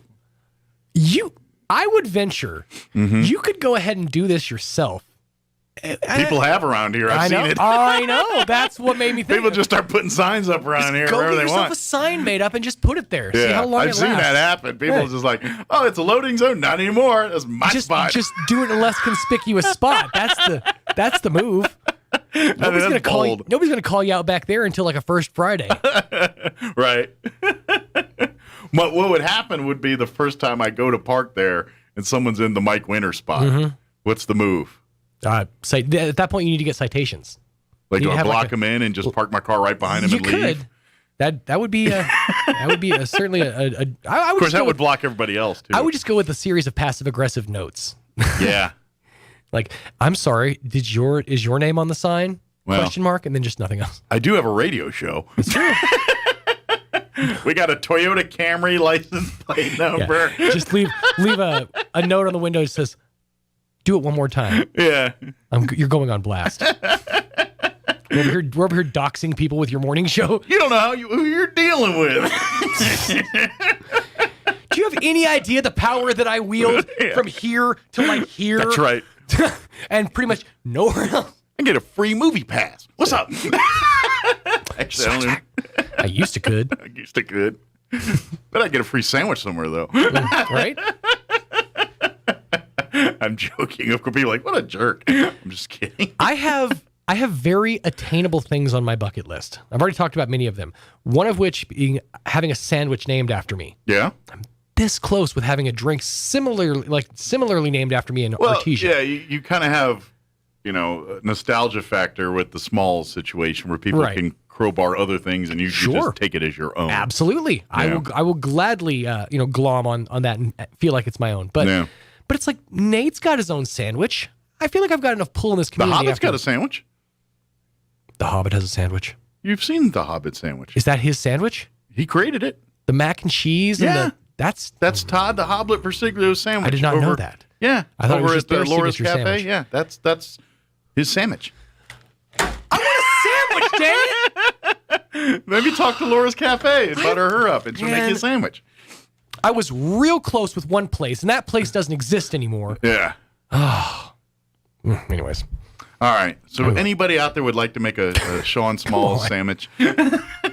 What would you put in the Sean Smalls sandwich? And that's just it. I'm open. I'm open. Like if without any tutelage from a chef, right now, what would you put on that sandwich? Huh. Would you go something that other people would want, or is it just your thing? Well, it's got to be something different. Yeah. So I don't know what it would be exactly, but it's got in my mind. Would you want it as a burger like the Hobbits, or more like a club sandwich? Or in something? my mind, I'm thinking like a take on a Monte Cristo. Okay. So you got your sweet and savory mix with the lingonberry and stuff and the powdered sugar, but maybe change that up somehow. I'm not real sure how, but in my head, that's what. Well, here's a thing I got put together on a sandwich at Bewitches that I would have never thought to do. Okay. But now that it did, I have the answer. Go ahead. Yeah. So they have a sandwich there called the 1947. Okay. And if you're not familiar with that sandwich, it's a turkey sandwich. But they put something on it that I love. I've just never had it on a sandwich before. You know you ever had the combo with the cream cheese and then they pour that sweet green chili jelly on it and you dip chili gem. Yeah. They put cream cheese and that jelly with the turkey. Really? Okay. And I can't remember like lettuce or whatever the other. Okay. It is a 10. It is a 10. You know what? Now that I'm thinking about it, I feel like my combo, just because I stumbled on this by accident and it became one of my favorite go-to sandwiches, peanut butter and mayonnaise.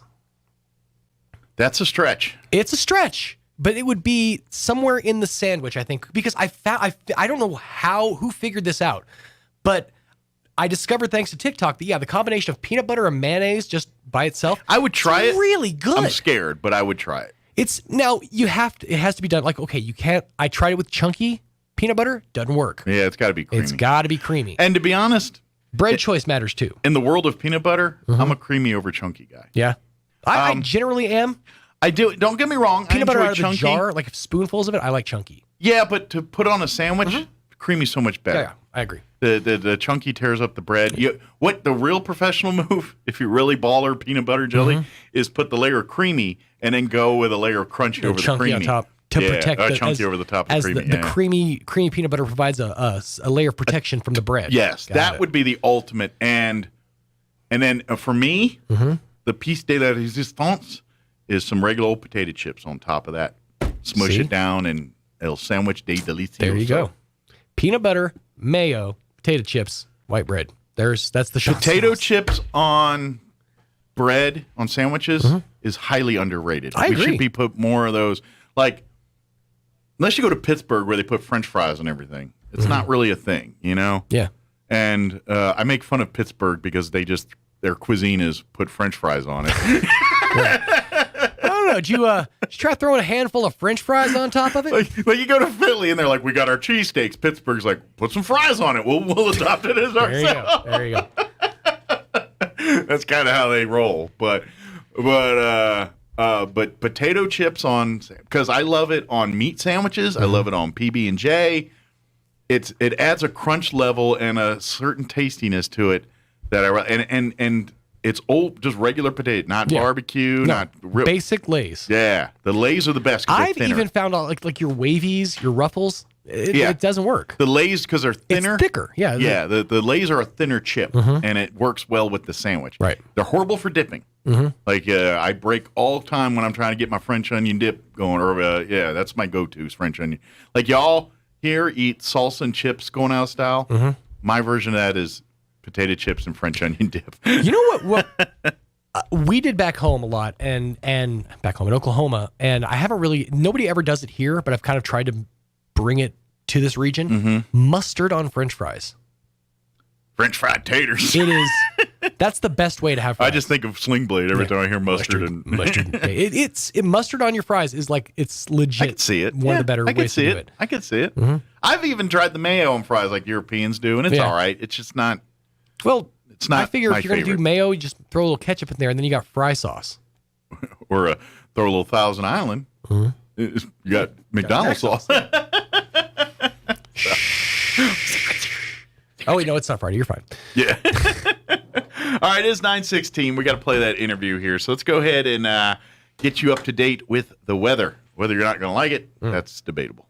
I'm meteorologist Steve Hamilton with your Pecos Valley weather. Looks like we'll have enough moist air available for a few afternoon showers and thunderstorms today. Otherwise, we'll be getting sunshine and our afternoon highs in the low 100s. Maybe an isolated shower this evening, cloudy overnight and mid-70s, and then we dry out on Friday. Sunshine and highs going up to about 100, sunny and near 100 for the weekend. That's your latest forecast. I'm meteorologist Steve Hamilton. Thank you, Steve. We've got to diagnose a problem here. It's 2 days in a row, my TV. So I have a TV now, and Plateau Services, we used to have, we have their internet, but we used to have their TV services in here. Well, they discontinued their TV services here a month or two ago. And so we got the internet on the TV, and we just use, it's a Roku TV. So they have like apps. And so one of the apps we load up is the Fox News one, and that's kind of sitting there on the thing. But today and yesterday, that TV just cut out, like it just lost, I don't know. So I just looked up, noticed it was turned off. So I'm going to go work on that. But here's the weather part. I got distracted. 82 here in Roswell. Humidity's at 49%. Winds currently out of the north at 6 miles per hour. We do have a 20% chance of showers this afternoon, mostly sunny, and a high of 101 otherwise with north winds 5 to 10. 30% chance of rain for tonight, mainly before midnight, mostly cloudy, with an overnight low of 73, south winds 5 to 15 miles per hour. Friday, sunny, hot, high of 99, south winds 5 to 15. Friday night, partly cloudy, overnight low of 74. Saturday, sunny, hot, high of 100. Sunday, sunny, hot, high of 99. All right, it is 18 minutes after 9 o'clock. We're going to take about a 4-minute break. pay some bills. We got a lot of commercials right now. Salespeople must be hitting the streets. So we're going to take a quick break, and then we'll be back on the other side with our interview from the Chaves County Extension Office. We had all three agents there talking the Chaves County Fair next week. Eddy County Fair is next week too, but they're talking about the Chaves County one. And then, of course, we talk about the pecan weevils. They've got stuff coming up for that too. So all that's next. Don't go away. You're listening to Mornings with Mike Winters. This is a nasty little termite. It loves nothing better than to eat your house, your subfloors, your walls, around your windows, and then they swarm around taunting you. We're eating your house. We're eating your house. You'd like to kill them, wouldn't you? But you don't want trenches dug around your home, and you don't want holes in your foundation. That's where Dow AgroSciences and the Centricon Termite Colony Elimination System come to the rescue. The same system that protects the White House can help protect your house. An authorized operator strategically places Centricon stations around your house and then carefully monitors them for termites. If they're found, a professional inserts bait tube devices. The termites take the bait and they die. I feel like I'm dying. Kind of like that, only a lot more effective. In fact, Centricon is proven to eliminate the termite colony. Termites are gone with Centricon. No more colony, no more problem. Visit Centricon.com. Call Bob Reed Pest Control today for all of Southeast New Mexico. 575-623-5344. Summer is here, and it's the perfect time for you to get those wisdom teeth taken care of. Hi, I'm Dr. Sarah Usher with Carabelli Dental. Our experienced dental team is here to provide you the best comfort with sedation dentistry. Wisdom teeth removal can be very intimidating, but not when you're in our office with the experts on your side. We know you want to get to that summer fun, but first, let us get you in tip-top shape. Call us, and our team will help you set up your appointment for wisdom teeth removal. Come see the team at Carabelli Dental in Roswell or call 622-4455. Martine's Capital Cafe in Roswell offers authentic and highly rated New Mexico food. Explore their amazing menu featuring huevos rancheros or asado with eggs or their green chili stew. And you can't forget their award-winning green chili cheeseburger, all made from scratch using their finest and freshest ingredients. Open for carryout with curbside delivery or limited dine-in. Just call ahead 624-2111. Martine's Capital Cafe, always pleasing the most refined palate. Open Monday through Saturday from 6 a.m. to 8:30 p.m. at 110 West 4th in Roswell. The E&MU Roswell Pool is open for summer 2022, and it's open 7 days a week from 10 to 11 every day for lap swimming and from 11 to 5 for open swim. Just $5 for the whole day. Once you pay, you can stay all day. With full concession stand, lots of covered seating, and more. Swim passes are available, and E&MUR students get in half off. Book the pool for your next party or get-together and run the pool from 6 to 10 p.m. For information and reservations, call 575-624-7305. That's 575-624-7305. Well, the biting bugs and the ferocious flyers are out in force, and if you don't take care of them now, you'll be swatting and scratching all summer. Makes me itchy just thinking about it. Hi, this is Jim Gill from Roswell Seed Company. Whether it's keeping the fleas and ticks off your animals or keeping the flies and mosquitoes away from your barbecue, you gotta use the right stuff, and you gotta do it at the right time. So come see us now at Roswell Seed Company, and don't let the bugs tick you off. Get it? Tick. Yup, it's back to school season, and Roswell Honda wants to get you geared up with the 5th annual Back to School Blowout. Stop by Roswell Honda now through July 29th and register your kids to get a backpack chock full of supplies absolutely free. Then on July 30th, join Roswell Honda for the Back to School Bash with lots of free food and fun stuff for the whole family. And that's not all. While you're there, register to win a brand new desk, office chair, and HP laptop. Register now for the Back to School Blowout, July 30th, 10 to 1 at Roswell Honda, 2177 West 2nd. The Valley Cafe introduces weekly lunch specials. Whether you like burgers, soups, salads, or sandwiches, the Valley Cafe will satisfy your lunch cravings. This week for lunch, try the Jamwich. Thinly sliced ham, bacon, grilled onions, grilled jalapenos, and Swiss cheese. Served on a bolillo bun with jalapeno pineapple jam. Grab and go lunch now at the Valley Cafe, the orange building across from Church on the Move, 801 Brasher in Roswell. Here's a Mornings with Mike Winters fun fact. Alaska is the only state name that can be typed on one row of keys. Go ahead and try typing the other 49 states. We'll wait. Here's Mike Winters. We're joined in studio. is everybody at the office now since all three of you are here? Yes. I know there's a lot of people here, but we have Andrew, Tamara, Andrew, all three ag agent or all three extension office agents joining us this morning. Good morning, guys. Good morning. So I know it's a busy time because I know Andrew's 4-H side with the fair and all that. Drew on the ag side's always, especially with drought and everything. You probably got heat and everything else. I'm sure they're lighting up your phone. Oh, definitely. And of course, Tamara, it's always diabetic cooking seasons all the time. And then of course, fair season's very busy for you as well too. So I imagine all three of you are probably got full agendas right now. Yes. So. Tamara's busy getting ready for inside exhibits on Friday. Okay. So fair starts pretty much on Friday. For us with inside exhibits going in and being judged. Yeah. And yeah, by the way, Travis County Fair gets underway here next week. So it really set up this weekend, and next week they'll be doing the livestock shows, and then I think it's next Friday will be the junior livestock auction and everything else. So it's that time of year again to get out there and support the kids and all that good stuff. So it's not as fancy as the Eastern New Mexico State Fair in October because there's not all the big carnivals and all that, but it's still a lot of fun because the exhibits and things, you get to see all the hard work the kids do.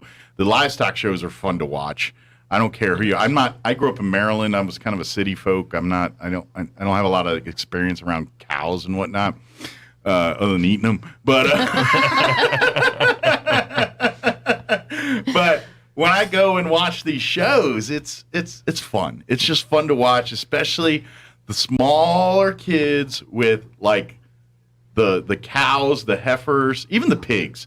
They're just fun to watch because these kids work these animals, and to see a kid that looks like he's 50 pounds soaking wet navigating around an 800-pound cow and manhandle it, you know what I mean, and really not just doing it for show, really doing his job or her job and showing this animal.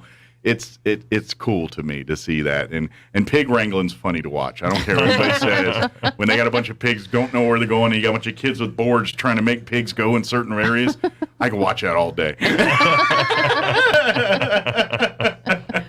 It's a good time for sure. But that's just half the battle or half the fair here. Then you got to go into the education and the arts and crafts area, that whole fleet of building there at the fairgrounds, because there is so much amazing content in there from kids, from food to your sewing and artwork and all of that stuff. And I defy you to understand if when you go through there, like, you sure a kid did that? You look at stuff and you're like, Mom, help! What's going on? I mean, it's so good that but it's the kids. They're doing their stuff. So please, if you get a chance next week, come out to the fair at some point and get you some grub and of course visit the livestock show or two, and definitely want to come out for the livestock auction on Friday. That gets wild. Yeah. And you can bid early and often on the animals, because this is that's like college fund money or project fund seed money for the next kid, depending on how old they are. And so that's like the fruit of their labor for all the hard work this past season. So, and it really starts, I guess it starts at the fair, right? At the Chaves County Fair, and some will go on to compete at the Eastern or State Fair. Correct. Yeah. This is their first fair. Some of them may have gone to some jackpots this summer and practiced. Okay. But yeah, County Fair is the first fair they'll have, and then they have an opportunity to go to State Fair in Albuquerque in September. Okay. And then they'll end it with the Eastern New Mexico State Fair in October. Okay. And Tamara, I'm sure it's the exact same for the home ec side of fair stuff, right? Right. So all those that get first place at County Fair then have the opportunity to go to state, and then first through fourth go to Eastern in October. Okay. Do you get involved in any of the fair stuff, Drew, or is your stuff farming and ranching, or I didn't know if you're in there measuring pumpkins or something? Or... He does have to come judge with us. I am. I'm going to be helping judging, and then also we've been having a lot of tagging events because all of these animals have to be tagged and registered and labeled for it. So that's where you're involved. I will be at the fair helping out any way I can. Gotcha. He gets drug around wherever we need him. Yeah, pretty much. So that's the fun part. You're the guy that just fills the gap in the line. Wherever there's a gap, Put Drew in there. There are days when it's all hands on deck. So I get you. Friday and a few of the other days are one of those days. Let me ask. That was a sexy snort, but let me ask this. Could you guys? Is volunteer help a thing for you guys? I mean, could you always use like people say, hey, if you got some free time next week, we could use some volunteers to help wrangle kids or do whatever out at the fairgrounds? Yeah, we always need volunteers for helping with projects. So I mean, we have over 200 projects in 4-H. Tamara and I, we can do our best. Andrew, we wrangle him in too to lead those projects, but 4-H wouldn't be what it is without volunteer leaders helping lead those projects. So especially if they have a niche that they like to do, whether it be, we had a woodworking project this year that was led by a leader. We had cake decorating. Cake decorating was a leader. Mm-hmm. Okay. So we really try to utilize people that have that skill to teach those workshops for us. But yeah, Tamara has been looking for volunteers for Friday. So we're always looking for volunteers to help us with our programs. So reach out to the extension office. We'll give you the numbers here in a little bit. Yes. If you're thinking, I'd love to teach some kids my hobby or my passion, Yeah. And that's the best teacher. When someone's teaching you quilting that loves quilting so much, that love exudes into the teaching and kind of. We have one that helps with quilting too. We do. We have a lot of sewers. Yes. Yeah. Well, that's great because I feel like with technology and the way the world we live in now, those kind of skill sets are declining, not increasing. Right. And so it's good to see the next generations picking up sewing, picking up these, by the way, it didn't come from the store mentality. You have to make these things. So good deal. I got to ask, because I've had experience doing this. Do you get a lot of food eaten and judging at this time of year? Is that... Because I've done that in the past where I've had to judge at the fair for eating. And on the surface, it's delightful. But about an hour into it, you're kind of like, what was I thinking? We do. We have a whole section that's about food and food preservation, and we do encourage our judges. We forgot to get It's Mike as a judge this year. He's going to be on my list next year, though, to come judge. Well, I've trained better now. I've trained better. But, small bites. But, small bites. But it is fun. But it's one of those things you're like, especially if you're like, because it's usually like baked goods. Mm-hmm. So it's like cookies and cakes and pies. And after a while of eating nothing but cookies, cakes, and pies, you're like, I'm going to die. But you want to take a nap, one or the other. You're going into a sugar coma. But it is really, they do a great job. I mean, that's just it. That's part of the small bites is legit problem because you're like, ooh, this is so good. You want to take another piece of, and then then you get the idea, well, I'll save it to the side and get it later. And then by that time, you're like, I don't want to look at it. So it's fun, but it is work. It's not a party like one would think judging an eating contest. Right. So. And she will be looking for judges for October too. So for Eastern Fair, so you get to taste, all 9 counties worth of. So that's a lot more baking. So judge this week to train to be a judge. At Easter. It's kind of like the Coney Island Nathan hot dog eating contest. You got to train to get to that sucker. Yes. Start now. But the fair's a lot of fun, and I hopefully you bring your family out some point next week and come and root the. If you go to where you can go to the extension office to find or is it the Eastern New Mexico State Fair website? Which does it have like the fair book for this year's fair? So if you go to our website, so travis-extension.nmsu.edu, you can find a fair book there. Next week on Facebook, I will have a schedule of all of the events, and probably on Instagram too, if you follow us on Instagram. But pretty much the livestock shows will start at 8:00 Monday through Thursday. I did see a schedule somewhere or another. I thought maybe it was an old one.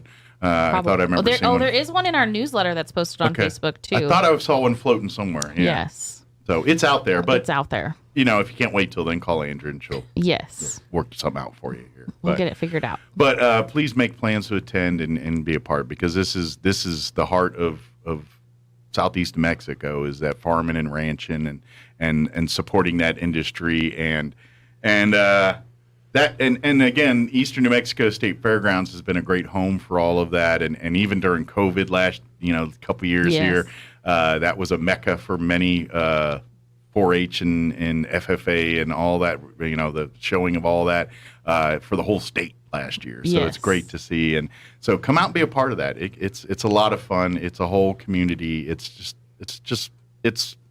It's really Southeast New Mexico, just in a nutshell, basically, is come out to the fair, basically. So. Yep, we're very low key. It is free because we just have the livestock shows and the inside exhibits. We do have a horse show on Friday. Okay. Or on Saturday at 5, and then on Tuesdays the rodeo, and that will begin at 6, I think. Okay, and that's at the Bob Crosby Arena there. Correct. At the fairgrounds, which that's where all the proper rodeo may is be done. at 7. At 7. There you go. Well, and that's the beauty of it. You just follow your nose, because then you'll do like the hamburger stands and all that. Just follow your nose. We don't have all of that. That's Easter. We might have one food truck. That's about it. I just put food somewhere, and they will come. If you feed them, they will come. That's kind of. Oh man, what else do we want to cover here? Other things outside of the fair we want to get on people's radar. So we're coming up on pecan weevil season. All right. So August 4th at our extension office at 200 East Chisholm. Okay. We're going to be handing out pecan weevil traps. So if you have a backyard pecan tree, please come see us August 4th from 11 to 2 o'clock. If you can't make that time frame, reach out to us. We'll try and reserve a trap for you. Okay. Really what we're trying to do is monitor where are the pecan weevils. So far, where we've been seeing them haven't been in our orchards, our large production orchards, which is very good. That's a good thing. But we are still finding them in homeowners' backyards. Okay. And so we really want to nail down where are the weevils within Chaves County. So if you have a backyard pecan tree, come see us, come get a trap. They're absolutely free. We'll show you how to put it up, how to monitor it, and you can let us know. I'm just curious. Like you said, you're not seeing it in the commercial. Do they use different whatevers to make that happen versus what, say, a private person with a pecan tree would do? So, yes, there are obviously some treatments that go on within an orchard that are in a large-scale production Which is orchard. probably not feasible for a person just owns a pecan tree or two. Yeah. Too expensive or generally too they're not doing. And but one of the big things, too, is kind of a good thing. The pecan weevil's a really bad flyer, so it's a bad traveler. So spread them out. It first got established by a homeowner bringing a pecan tree back from Texas and planting it in their yard and here in the city. And so because they're bad flyers and they're kind of trapped in the city right now, but they are moving around within the city, and eventually they will spread on out if we don't continue to control them. And so that's one of the big reasons why we're trying to monitor them with these traps. So we're handing out these free traps. It's going to be in coordination with NMDA at our office. And then it's not something you have to do, but it is something we encourage. If you do find pecan weevils, there's an absolutely free treatment option for the homeowner. Okay. And all it is a soil treatment. They're treating the soil because the pecan weevil during this time of the year when we're handing out these traps comes out of the soil. Okay. And so they're not actually treating the tree. It's not going to affect your tree. It's not going to affect your pecans whatsoever. It's strictly a treatment on the soil to try and get that weevil as it comes out of the soil. Okay. I'm trying to wrap my head around what a weevil trap looks like. So there's a couple different styles. I'm just curious. I was kind of like, what does a weevil trap look like? I want to know. So there's a couple different styles and a couple of different ways. So what happens when that weevil comes out of the ground, it will just look around, see the bark of a tree, and fly to that dark tree bark, and then it crawls up. Because, again, they're terrible flyers. Gotcha. And so they don't want to fly that much. They will fly to the trunk of the tree and then crawl all the way up. So what the trap does is it wraps around the trunk of the tree at a certain height, generally about chest height. And so when that weevil crawls up, it just crawls into this little funnel that eventually leads it into a little jar where you can easily Pretty ingenuitive. Okay. It is. It's using its own. I was trying to wrap my head around it. I'm thinking like a little cage on the ground. I'm like, what am I? That don't sound right. I was just trying to kind of wrap my head around it. So very cool. Yeah. Awesome. Good. Now I got an image, since they're bad flyers, of like a weevil sitting on like a Snoopy a doghouse with a cowboy hat because they're from Texas, and they're going, yeah, and they crash into a tree. that's the image I got painted when Drew was talking. It's about how it happens, Mike. That's what I figured. But if you have, like you said, if you have questions or thinking, please reach out to the extension office, and of course, if you have questions about any of the rules involved, your pecans and quarantining and where you can take them and where you can't take them, Drew can help you with all that information. Yes, because we are under that quarantine right now. Chaves County, Eddy County, and Lee County are all still quarantined because of this pecan weevil. Okay. And so it's the most destructive insect pest of pecans. Wow. And so we've been pretty lucky that it stayed in homeowners' backyards right now, but we really want to try and get it on top of this, find where they are, and get rid of them. Yeah, they wanted to eradicate it, not give it the strength to show up eventually in our commercial pecan orchards and things like that. So that would, because once people start paying we're paying a lot of money for everything now anyway, but when they can't get their pecans, you will see some salty people. It'll be nuts. Yeah, you're waiting for it, I know. If anybody has any questions about anything we talked about here, whether it needs help with the pecan weevils or fair information here or 4-H or if they want to learn more about signing up for diabetes class or diabetics cookbook, any of the stuff that's coming up in the future months here. We do. We have a Prevent T2, which is our year-round diabetes prevention program, and so it's kicking off in August. Okay, so now's the time to get in on that. Reach out to Tamara at the Extension office for information there.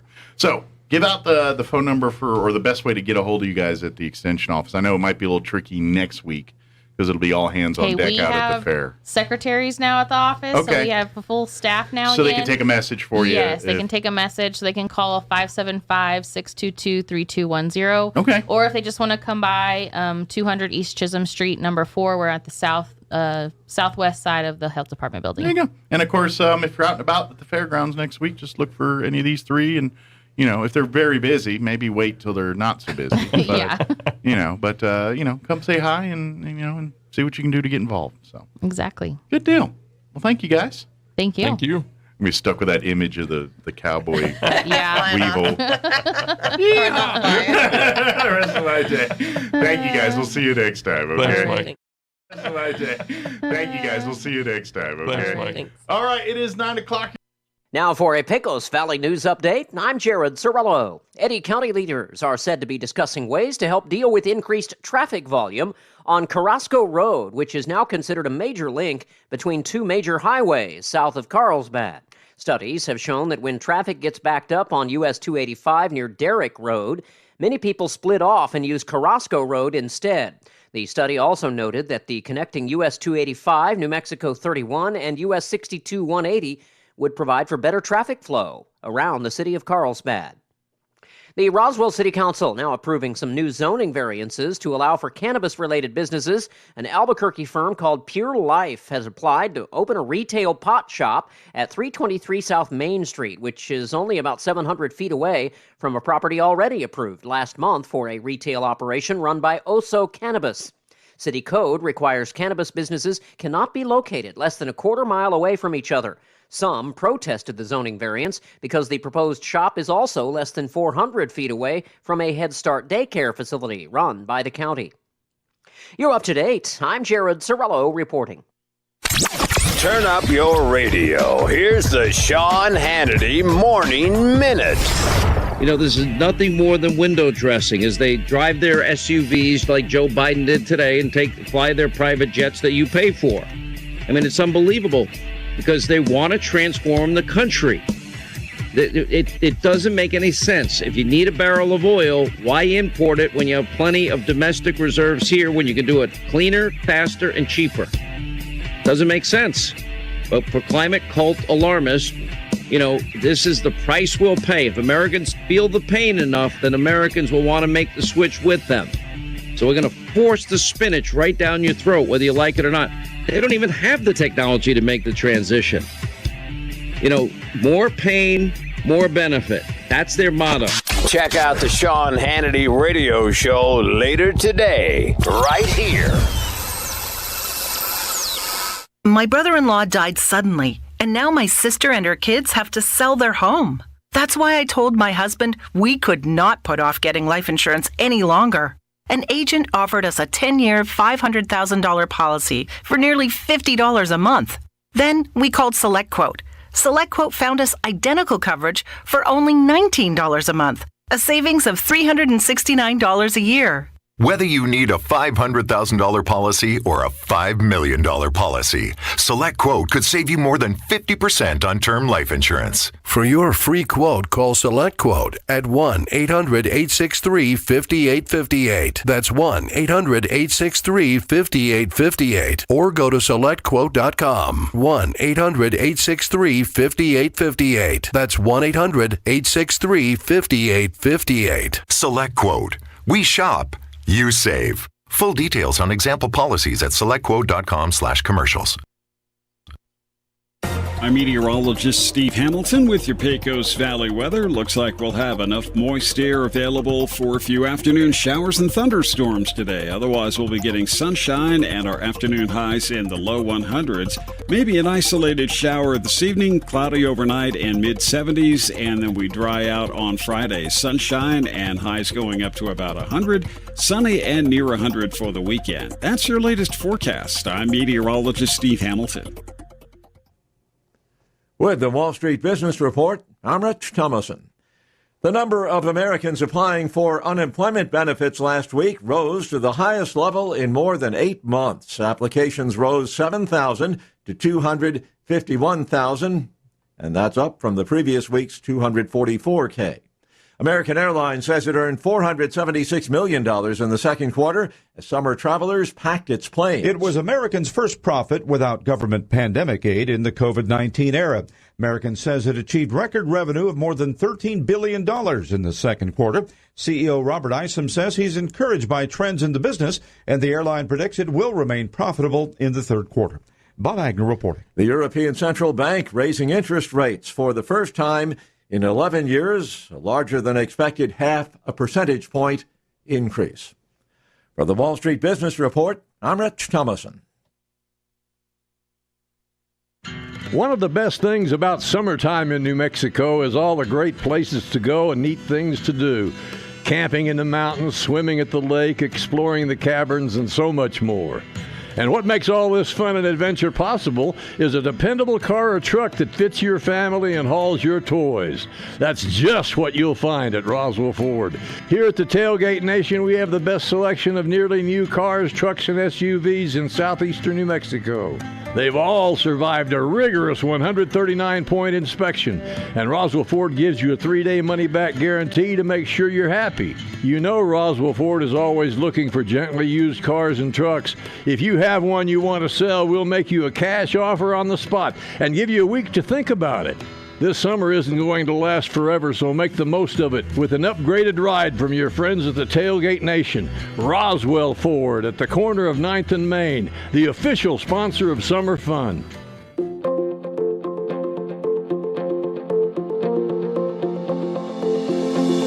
There are 3 key phrases that need to be spoken on a regular basis in a healthy marriage. Hi, this is Pastor Troy and Julie Smotherman for The Joy of Marriage. You know, for over 20 years, Julie and I have been sharing these 3 key phrases, and here they are. I love you, I'm sorry, and I forgive you. Ephesians 4:32 says, be kind and compassionate to one another, forgiving each other, just as in Christ, God forgave you. You know, it's so easy to expect others to love us, to say I'm sorry, and to forgive us. But you know, it's really a gift that we give each other. You know, the Bible teaches us we sow and we reap.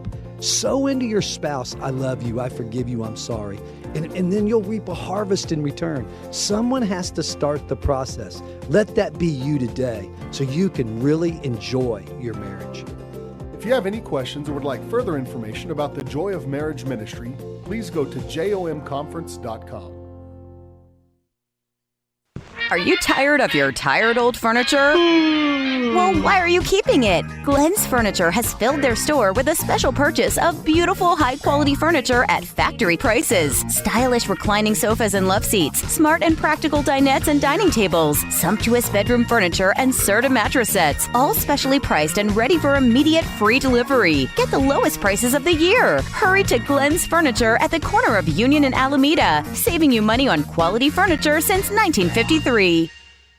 If you're missing a tooth or several teeth, a dental implant may be the ultimate solution. Implants look and feel so much like real teeth that you probably forget you have an implant. Maupin and Brown Dentistry is one of New Mexico's most experienced implant providers, with literally thousands of implant patients who are absolutely delighted with the results. Call Maupin and Brown today for an evaluation. You'll be surprised how affordable implants can be. Maupin and Brown, your choice for experienced, state-of-the-art dentistry. Make your home a smart home with smart home Wi-Fi from Plateau. Now you can connect more devices to fast, reliable Wi-Fi throughout your home. That means faster speeds with no downtime or lag. Enhance your connection, expand your reach, and experience whole home device control and protection with Plateau. Plateau offers true fiber with options starting as low as $60 a month, all with no caps and no hidden fees. Call today 575-755-1000 or stop by 1001 South Main in Roswell. Get smart home Wi-Fi today from Plateau. Tried, true, trusted. Pressure Services LLC in Artesia has immediate openings for experienced vacuum truck, kill truck, and hydrovac operators. Operators must hold a Class A CDL or Class D CDL, at least 2 years of experience, and be at least 25 years of age. All positions require a clean driving record and must be able to pass a DOT drug and alcohol screen. Pressure Services offers great pay with IRA benefits and employer contributions toward health benefits. Please apply in person at 402 West Main in Artesia, inside the AIDS Safety Facility. Equal Opportunity Employer. Coming to the Liberty, Friday, August 26th. Don't miss an evening with Neil McCoy. And special guest, Austin Van. Doors open at 6. Show starts at 8. Tickets are on sale now. Get yours before they're gone. For info on how you can become a bona fide member, visit thelibertyinc.com. Don't miss an evening with Neil McCoy and special guest, Austin Van. Friday night, August 26th. Doors open at 6. Show starts at 8 at the Liberty in Roswell. Tickets are on sale now.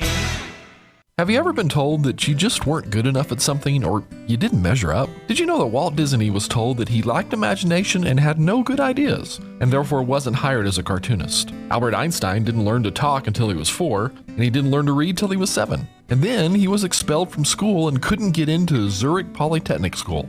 He turned out all right. Franklin Roosevelt began his career in public service after flunking out of Columbia Law School. Abraham Lincoln was appointed postmaster in his township and had the worst efficiency record in the country. What do all these individuals have in common? The fact that they persevered and refused to give up. We must all learn to overcome obstacles, difficulties, and trials to experience our victory in Christ. Galatians 6 verse 9 says, "Let us not become weary in doing good, for at the proper time we will reap a harvest if we do not give up." God has so much in store for us. May we learn from our struggles and continue to press onward to meet the goals God has laid out. Join us at the Country Club Road Church of Christ for worship at 10 a.m. on Sunday, located on the corner of Country Club and Washington in Roswell. Playing dance music can help ward off mosquitoes. Now you have a reason to invite Pitbull to your next pool party. Here's Mike Winters. And good morning. It is 9:51. Got a few minutes here before we wrap up today's show. Got a couple of events coming up here. Want to put on your radar. The Historical Society for Southeast New Mexico, they've got their Trip Down Memory Lane drive-through fundraising event. That's going to be happening Thursday, August the 25th. The event, if you're familiar, similar to some of the previous Historical Society events, they do a drive-through food fundraiser event. So what they do is on the 25th of August, you come through, you go out to the Historical Society, the archives, the facility there on Lee Street. You'll have a ticket, and you go and you'll go up there and you tell them your name, and they present you with a ticket. And then you take the ticket, and then you can go through the drive-through there, and they got live music, a couple other things. Then you take said ticket over to Pepper's, and then you'll pick up a delicious box of food and take that home with you. We also have the option where you can purchase like a table, which would be 5 boxes, 10 meals. Each meal has two meals in it. Yep. The menu from Pepper's for this year, They all come with a shrimp appetizer for $2. Nice. I try to eat them all myself. One beef entree, which this time will be braised beef tips. One chicken entree, which is a spinach and artichoke grilled chicken, served with red new mashed potatoes, summer squash medley, rolls, and butter, and dessert for $2. Nice. And dinner box is $100. They'll also deliver in for additional $10 locally here in Roswell. Again, all this money goes to the Historical Society. Or the dinner bundle for $500, which serves 10, and they'll deliver it and includes a special goodie bag and a centerpiece and all that. And they can deliver those. They can even break up the deliveries. So if you're like, say you're a business or an organization, you want to treat some of your members or employees to thing, you can buy those and then say, take 2 here, take 2 there, whatever. They'll, as long as it's in the Roswell area, they'll be happy to do that for you. And again, all this money goes back to raise funds for the Historical Society, for the archives facility, for the museum, to cover expenses of maintaining that building, programs, educational programs, and things that come out of the Historical Society. All this covers that. It's a delightful meal. It's very popular. We get a lot of people that sign up each time they've done it. So the deadline to RSVP is August 8th. So you got about 2-3 weeks here to get your reservations in. But please do that, and then we'll have more stuff to talk about the event as we get closer. But you can start now reserving your boxes. What you need to do is go. Probably the easiest way is go to RoswellNMHistory.org, and you can sign up through there. You can also call the Historical Society 575-622-8333. Again, that's 575-622-8333, and order that way as well, too. But August 8th is the deadline. Always a big event. In fact, the one of the last drive-through fundraisers we did for Historical Society was the genesis of Big Flat Mike. That's right. This one was the original. Back when COVID, that first year of it hitting, in the fall there, that November, they had their Heritage Dinner planned, scheduled, and all that, and they had to convert it to this drive-through event, and people were like, kind of dig it, kind of like it, and it kind of spawned more of these. And I get it. Thanks, COVID. Well, people like food. Everyone loves to eat. Everyone is your bell. Yeah, I just didn't hear right. But everyone loves to eat. And let's face it, some people are like, I don't want to get dressed up and go out and, but you tell them, hey, take this food you did not prepare. And take it home and you eat it in your underpants. People like that. I get it. I like it too. In fairness, you could do that anyways. You could just go out for a nice evening in your underpants. It's going to be socially unacceptable, but you're going to be frowned. It's going to be frowned upon. You might get arrested for indecent exposure. Possibly. It depends on what your underpants consist of. And where you go with said underpants. Now, if you sleep in like long johns, you'll be fine. Yeah. Oh, unfortunately, I have red long johns with the flap in the back. That's what I wear. Have? That's awesome. I used to own a pair of those. I really do want a drop bottom. Yeah, I used to have a pair moons ago. It just seems handy. It was handy because I had it back when I was in Scouts and did hiking and all that stuff, and did a lot of backpacking, and that was a nice little thing to wear around the campfire when it was cool at night there. I'd sit out there, and I'd be in there with those long johns with the flap and just be having a good day. The old granddad ones, like the ones that were white at one point, but now they're not. They look just as sexy wearing a cowboy hat and boots as they do au naturel. Yeah, which is to say, not. And they got to be red. Oh, see, I was thinking like the old, like the grandpa number. All like the white mesh. Yeah. It's just like stained brownish, yellowish, Now, the one I like and have and remember fondly, it's all red. Okay. It's so all you're talking about red. Like plaid. Yeah, well, no, it's just solid red with the buttons down here and then the flap in the back. All right. I appreciate that. Either way, drop bottoms really should make a comeback. Yeah. I don't think I ever used the flap. No? No. I'm too scared. So I went full drop down when I was in it. The problem is, though, it's a full suit. It's a full body suit. So you got to, like, strip down. Well, I was on the woods. That's even worse. No one's around to see me. I feel like that's when you really need to have yourself clothed. No, these areas were the only people around were our group, and I'd go far enough away where you don't you don't go to those bathrooms right where you're camping. Yeah, you but go this was the age of drifters. Like when dudes be just walking through the woods. Not here, not where we were at. Looking for boys to assault. We were in the middle of the Philmont Scout Reservation. There's not civilization anywhere near there. People, we go there. There's not electricity. There's not anything. It's literally, and some of these camps they would set up for primitive, so they would be a sump that you can dump some liquids in. But other than that, you packed out your trash. You packed, you didn't bring everything. Your trash, whatever you brought in, goes out with you. Right. Nothing. There's no trash cans laying around or fire pits or any of that mess. It's you find a spot in the middle of the woods and then you set up camp and you do your thing. It's low impact camping is what we did. Okay. So we didn't even always have fires.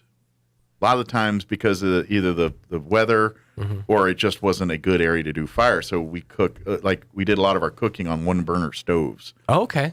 And these little, basically kind of like your Coleman stoves. Yeah, Coleman stoves. But these are just a one burner. It's literally a fuel like a bottle. sterno. Yeah, a little bit more complex than a sterno because it's the bottle. It's like a little 2-quart bottle or whatever it is. And then you put screw on a little burner on top. And then basically for boiling water. Because that's all of our food was dehydrated. So we used it to boil water to pour into our dehydrated food bags to eat dehydrated food. And but you packed all that out, and any liquids and stuff, you just couldn't pour it out. You had because it attracts animals. Right. I mean, if it's just pure water, you're fine. But if it's like leftover soup or you clean your pots and pans and things, and you got that water left over, you just don't throw that in the woods. You gotta go for low impact camping. I'm not saying people don't do that, but what we were taught and trained because. Let's face it, all of our food had to go up in bear bags at night, all that stuff. I got to go. Yeah. But it was real camping. Whole point, bring back the drop bottoms. There you go. That's what I'm in red. All we're trying to say, in red. All right, that's going to do it for us. Have an amazing day. Thanks for allowing us to be a part of it. We'll talk to you bright and early, 7 a.m. tomorrow. You're listening to 106.5.